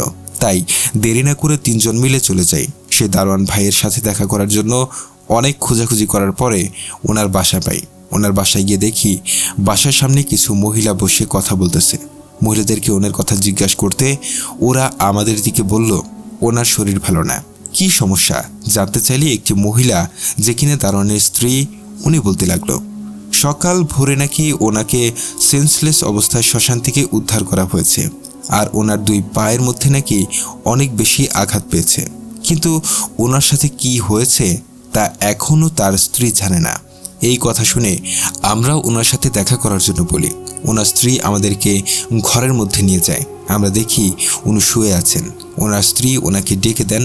উনি চোখে মিলে আমাকে দেখে অবাক করা চোখে তাকিয়ে কান্না করা শুরু করে দিলে সাথে সাথে আমি ওনার পাশে গিয়ে ওনাকে সান্ত্বনা দিই আর ওনার সাথে কি হয়েছে তা জানতে চাই। তখন তিনি কান্না ভরা কণ্ঠে বলতে লাগলো, আমি যখন শ্মশানের মধ্যে সেন্স হারিয়ে ফেলি তখন তিনি একা আমাকে নিয়ে শ্মশান থেকে বাইরে আসতে পারছিলেন না। হঠাৎ তখন ওনার পিছন থেকে 2টা লোক আসে। ওনাকে বলতে লাগলো কি হয়েছে। এখানে লোকগুলোকে উনি দেখে এলাকার লোক মনে করে ওনাদের কাছে সাহায্য চাইল আমাকে শ্মশান থেকে বাইরে নিয়ে যাওয়ার জন্য। তখন লোকগুলো ওনাকে সাহায্য করে আমাকে বাইরে নিয়ে আসে। বাইরে আসার পর উনি লোকগুলোকে চিনতে পারলেন না। তখন উনি লোকগুলোকে জিজ্ঞাসা করলেন ওনারা কারা, আগে কখনো ওনাদেরকে এই গ্রামে দেখি নাই। তখন একজন বলে উঠল ওনার এই গ্রামে নতুন বেড়াইতে আসছে আর এর মধ্যে আমি সেন্স ফিরে পাই। তখন আমার আব্বু এসে আমাকে নিয়ে চলে। আব্বু যখন আমাকে নিয়ে ওনাদের কাছ থেকে একটু দূরে চলে যায় তখন নাকি অন্য একজন লোক বলতে লাগে ওনার মানিব্যাগ নাকি শ্মশানের মধ্যে পড়ে গেছে। তখন ওই 2 লোকগুলা দারোয়ান ভাইকে অনুরোধ করলো, ভাই আমাদেরকে একটু উপকার করেন, মানিব্যাগটা খুঁজে দেন। দারোয়ান ভাইও কিছু চিন্তা না করে রাজি হয়ে আবার শ্মশানের দিকে হাঁটতে লাগলেন আর ওই লোকগুলো ওনার পিছনে পিছনে হাঁটতেছেন। শ্মশানের মধ্যে প্রবেশ করার পর দারোয়ান ভাই বুঝতে পারলেন ওনার পিছনে কেউ নেই। এই ভেবে উনি পিছন দিকে তাকানোর সাথে সাথে কারা জানি ওনাকে ওনার 2 পা ধরে শ্মশানের ভিতরের দিকে টেনে নিয়ে যাচ্ছে। উনি বুঝতে পারছিলেন না কি হয়েছে ওনার সাথে, কে ওনার পা ধরে টেনে নিয়ে যাচ্ছে তাও দেখতে পারছেন না। ওনার মনে হচ্ছে ওনার পায়ের মধ্যে কাঁটা জাতীয় শিকল লাগিয়ে ওনাকে টেনে নিয়ে যাচ্ছে। কিছুক্ষণ টেনে নিয়ে যাওয়ার পর উনি বুঝতে পারল কিছু একটা ওনার উপরে আশ্রয় পড়ার চেষ্টা করতে, কিন্তু ওনার কাছে আসতে পারতেছে না। যে জিনিসটা ওনার উপর আশ্রয় পড়ার চেষ্টা করছে সেই জিনিসটা ছিল অনেকটা লম্বা আকৃতির। যতবারই ওনার কাছে আসার চেষ্টা করতেছে ততবারই নাকি কোনো একটা কিছু ওই অবয়বটাকে বাধা দিতেছে। এমন করে প্রায় অনেকক্ষণ উনি ওই অবয়বটার সাথে যুদ্ধ করে পরে উনি শুনতে পান ফজরের আজান। এর আওয়াজের সাথে সাথে অবয়বটাও থেমে গেল আর যাওয়ার সময় বলে গেল, আজ তোদের 2 জনেরই কপাল ভালো। এই বলে অবয়বটা চলে গেল। তারপর উনিও সেন্সলেস হয়ে যান। পরে জানতে পারলেন ওনার সাথে নাকি একটা তাবিজ ছিল। উনি জানতেন উনি যে কাজ করেন ওনার সাথে এমন কিছু ঘটবে, তাই উনি এক হুজুরের কাছ থেকে ওনার শরীর বন্ধ রেখেছেন। আর উনি এইটাও বলছে যে আজ ওনার জন্য আমিও বেঁচে গেছি। ওনার এসব কথা শুনে ওনার পাশে থাকা সবাই নিস্তব্ধ হয়ে গেলাম। কিছুক্ষণ পর আমরা এলাকায় চলে আসলাম। আমি আমার বন্ধুকে বিদায় জানিয়ে বাসায় এসে মাকে আবার সবকিছু খুলে বললাম। মা আমার কথা শুনে একটু দুশ্চিন্তায় পড়ে গেলেন। সাথে সাথে এক হুজুরকে কল দিলেন। হুজুর ঘটনা শুনে আমার মাকে বলল আমাকে নিয়ে মাগরিবের নামাজে ওনার বাসায় যেতে। পরে মাগরিবের পর মা, আমি আর আব্বু 3 জন মিলে হুজুরের বাসায় যাই। হুজুর আমাকে দেখে সাথে সাথে একটা রুমে নিয়ে চলে গেলেন আর আমার কাছ থেকে সব কিছু জানলেন কি হয়েছে। কিছুক্ষণ পর হুজুর আমাকে ওনার রুমে রেখে উনি অন্য একটা রুমে চলে গেলেন। প্রায় 3 ঘন্টা পর উনি রুম থেকে বের হলেন। বের হয়ে আমাকে বলতে লাগলেন কাল রাতে যা হয়েছে তা ছিল এমন যে জিনগুলো কাল রাতে আমায় নিয়ে যাওয়ার চেষ্টা করেছে তারা ছিল হিন্দু জিন। ওই জিনগুলো নাকি প্রায় 100 বছর ধরে বন্দি জীবন কাটাচ্ছে। তার কারণ হলো আমার দাদার মা মানে আমাদের বড় মা নাকি ওই জিনগুলোর দেহের কিছু অংশ কেটে নিয়ে ওনার কাছে রেখে দিয়েছেন, যার জন্য জিনগুলো তাদের সমাজে যেতে পারছে না। এই অভিশাপ থেকে বাঁচার জন্য নাকি জিনদের বাদশা জিনদেরকে বলেছে যদি ওরা আমাদের বংশের কোনো ছেলেকে শ্মশানে নিয়ে গিয়ে বলি দিতে পারে তাহলে জিনগুলো নাকি ওদের সমাজে পুনরায় যেতে পারবে। তাই জিনগুলা যখনই বলি দেওয়ার সময় হয় আমাদের পরিবারের ছেলেদেরকে নেওয়ার জন্য অনেক চেষ্টা করে, কিন্তু প্রতিবারই নিয়ে যেতে ব্যর্থ হয়।